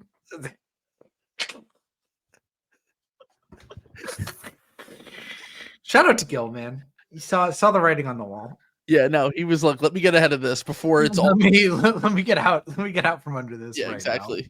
Let me get ahead of this because I can see where this is going with the NBA, and it has been trending in that direction for a few years now. No. Yeah. I think it's. I think it's.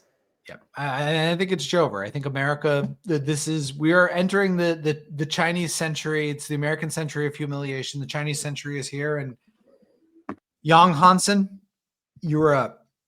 I look forward to the Young Hansen. Oh, Trill has unplugged himself, so I will be stepping in while we wait for him to come back and let us know what he's saying about Young Hansen specifically. But I can only imagine that what Trill meant to say was that this podcast, we believe in glorious leader Xi Jinping and his vision. I was hoping you weren't going to talk about JRPGs. We're stealing the brainwaves of the athletes. Chairman Xi, we endorse that. We think that's good. Please continue to do so. Yeah, exactly. Yeah, no. And also, you still haven't cleared my visa for the live show that we're doing in Beijing. If you could, no, but God, we should do that. We really should do that. It would be a really good bit if we just never did a live show in Philly or Boston, and we were just like New Orleans, China, Spain. We were just like, we should do it. We should do it. We should just do it, dude. We should do all international or minor, like Nashville,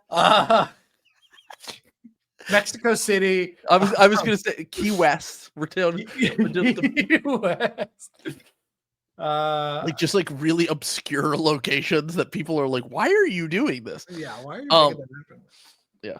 But no, yeah, Wemby would honestly, he's gonna thrive in the Chinese century, dude. Him and did you see the Windhorse report about LeBron considering playing in other leagues? No, I was like, is he about to take a Saudi bag, dude? Dude, that would be amazing. You're LeBron. That's why every time I see like Tom Brady and like, okay, like I don't know if you saw the Riyadh Comedy Festival thing where it was like, yeah, I'm not defending them, but like they don't have Tom Brady, LeBron James money. Like, yeah, they have money. Like Chappelle and Louis especially, like, do not need that money. No, but like most of the comedians that took bags on that, even though it is abhorrent, like they're not making that level of fucking money. And like, why do you need the money? Like, I don't understand at all why. There's something deeper going on here. It's happening in competitive Apex Legends too. Zero off the roster, Imperial Hal, Gilderson's joining Falcons with Waltzy, super teams everywhere, and behind the Saudi bag. So it's crazy. It's really going to impact champs and LAN here coming up. We'll stream that. Okay, coming up. Yeah, I know exactly what you're talking about. Stream, yeah, for LGS. Look, wait, so is it my pick, by the way? I believe you are up. Yeah, I just took Wemby. So we have 2 picks left, I believe. Yep, 9 and 10. Okay.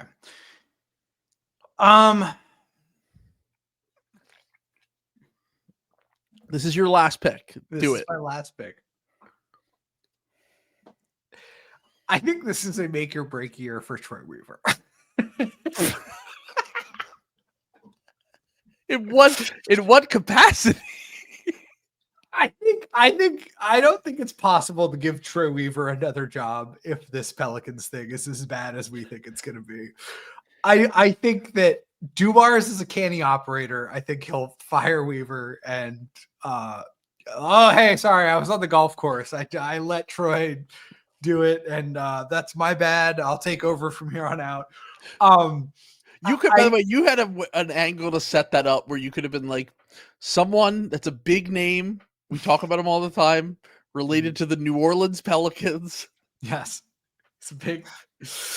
Not of course, I'm talking about Trey Weaver. I just think that like this could be like Andrew, Richard, all of our many friends down there. I love this. I do love this team. It's very funny. I love the Pelicans as a franchise. They've kind of been like my West team for like basically for like years and years now. This is one of the biggest offseason snafu disasters I've seen in like a long time. I don't think I've ever seen a team kind of ruin itself so thoroughly in such like a short amount of time. It's very upsetting, and I think that it's so Kings coded, dude. It's so Kings coded, and like I kind of think that it might work just because of how fucking funny that would be if it did work. You know what I'm saying? Like so I'm putting my flag. They have talent. I've never denied that they don't have talent. I look at that team and I'm like, who's available? How does any of this work together? Yeah. Are you really going to try to play Queen and Zion minutes at all? Like, I can't wait to watch and see what it looks like, because I think it has like legitimately insane entertainment value potential from both a vibes perspective and an on-court perspective of like, there might be some games where like they give up like 150. Like they might be in that where the Hawks have been the last few years, where it's just like they lose a lot, but they're also losing games like 140 to like 150. Like it's just like insane scoring. I can't wrap my brain around that team. I cannot believe he got another job where they really let him in charge, because he clearly is like not like a terrible drafter. Like he clearly just cannot be trusted to like do trades and like use quote unquote assets. Like He just should be like a guy who works as like a lead scout. And that's it. Yeah. Yeah. You can't let him like stand up on the chair and like get access to like the actual levers. You gotta kind of he's got like he's probably like got like a very interesting perspective. It's kind of that thing with like KOC, like with like draft boards, where like I appreciate that KOC is at least different, you know what I'm saying, and gives you like a little bit of like you need a couple guys like that like in your room. You don't want to hand those guys the keys to No. Yeah. I don't think Dean on draft should be running a team. Now you let him cook on draft night. Let him cook on draft night. I'm not saying that. Although if Mamu has a breakout year, then maybe I'm wrong. Maybe Mamu is. We might have to apologize. Maybe Demon Mamu is the reason. So I'll just run down a few people I had on my list, and then I'll take the player that I want to take here at the end. So I had Sean Marks. Okay, are any of these rookies good at all? That's a question. The answer, no. His job fired. Do you know how many players they have on their team right now? They have like 23 players rostered. Oh my god, dude! Because they just keep taking salary dumps. Oh my god. They just got another one in Kobe Buffkin yesterday. I think he's actually going to make the team. I think Highsmith, Terrence Mann, Michael Porter Jr., the greatest podcaster of our time. And then Kobe Buffkin will make the team. I think other players they'll figure out ways to like cut Dariq Whitehead or whatever. So I had Sean Marks. I had Daryl Morey. Does he get another job if the Sixers are a disaster this year? No, he might. He might. He joins the Ocasio-Cortez administration as the anti-China.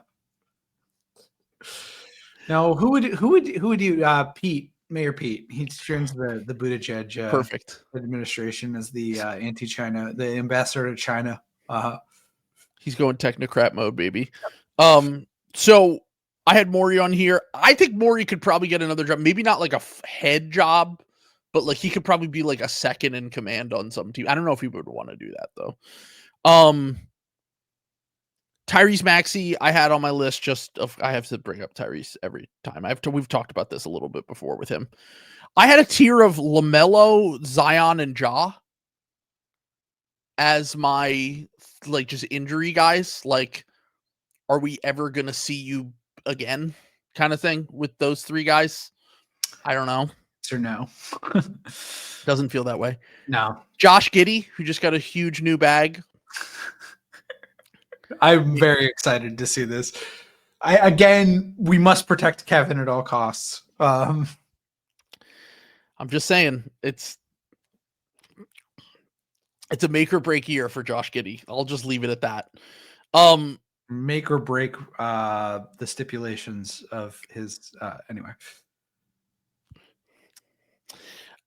Make or break the law. Anyway, Anthony Davis, who's already injured, by the way, apparently he had some freak injury. I'm like, this is crazy, dude. Like him and Paul George, obviously Joel is just like kind of not even in this conversation anymore because we don't know what's going on with him. But him and Paul George, I'm just like, what? How does this happen even during the off season? Like it's just it's crazy. This is different. I had Jokic and Giannis on here, but that's more legacy shit. That's more like, let's see what you're made of. What level can you get to in the all-time rankings? They're already stamped as players.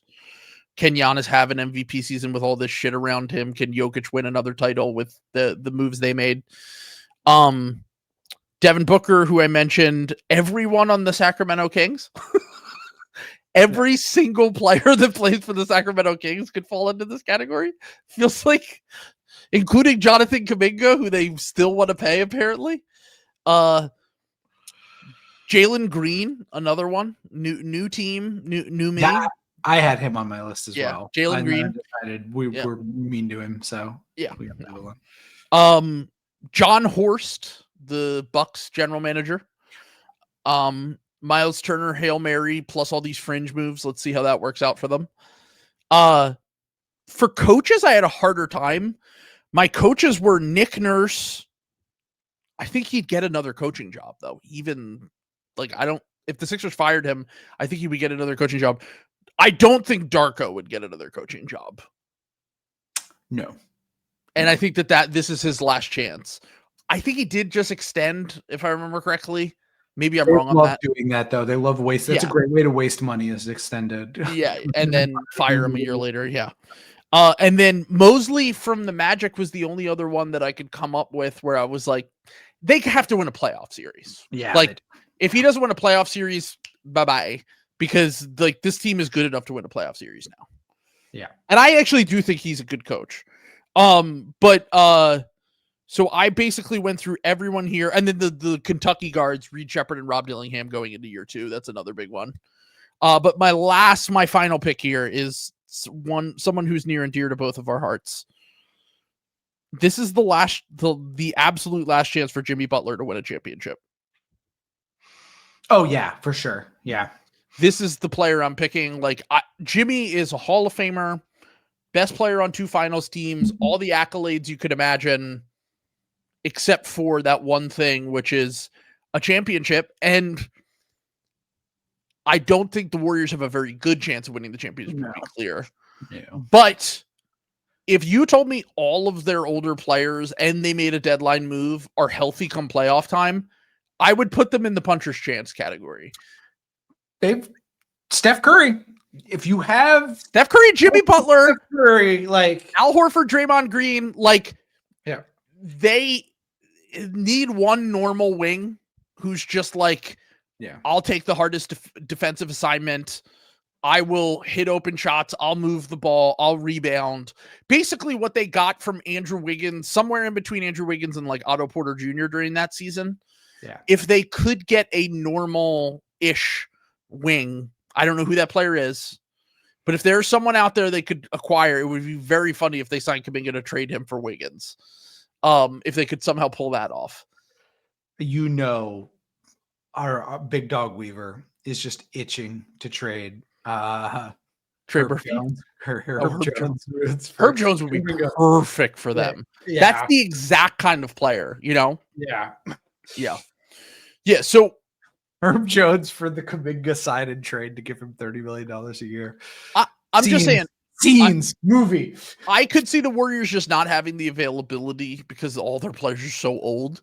But if they're the 5 seed or the 4 seed, and then they get a favorable first round matchup, I think they could have made the conference finals and push OKC last year.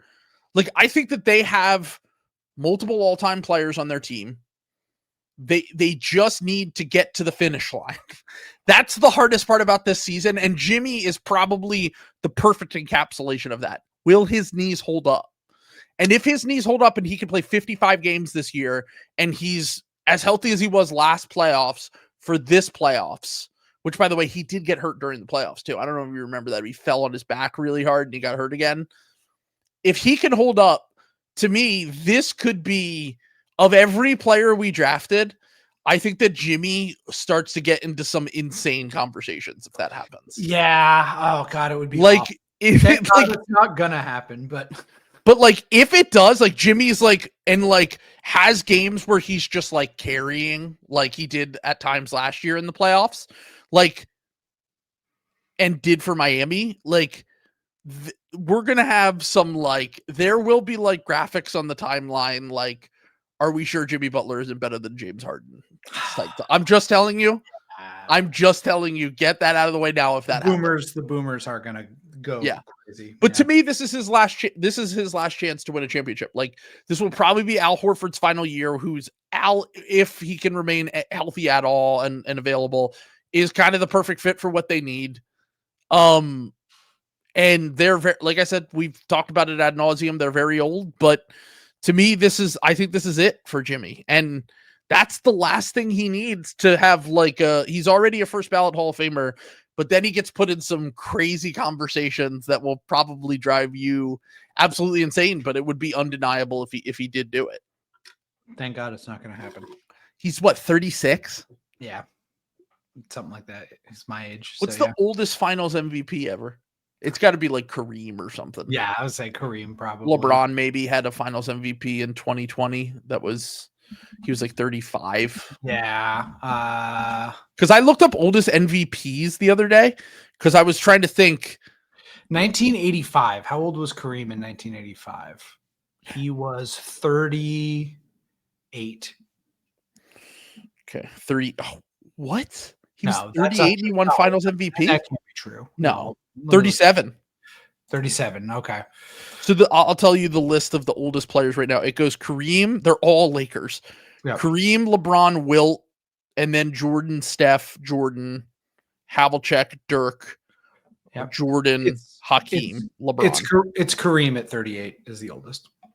He's 37 according to StatMuse, but according to this, he was 38. But well, either way, because I think he was older. I think it was his age 37 season, but I think he was. If you're feeling frisky, yeah, and the Warriors get to the playoffs healthy, you know that Steph would be like, let's let Jimmy win because Steph is the ultimate. Like Steph's whole legacy is because Steph. Honestly, I considered taking Steph on here. But I was just like, what else is there? Steph has nothing to prove. He doesn't. Nothing. He is like he already has one of these rings in 2022. Like he already did this in 2022. Steph and LeBron are probably the only two players that are just completely allergic to this conversation, basically. Yes. Yeah. And you could make the argument like, all right, if LeBron wins another, he ties Kobe and is one short of Jordan and whatever. But like, I just don't even care about that. No. But Jimmy is the guy. Like if he wins a Finals MVP at his age, oh my God, I will never hear the end of it. I will just think about the fact that we let him walk for the rest of my life. You'll have to find a new co-host. Walk into the sea like Virginia Woolf. All right, let's go. Let's get it. We'll be back later this week. Patreon episode. Thursday? Do you want to record? Thursday. Does that sound good? Thursday? Sound good? Let's go. Perfect. Peace. Peace.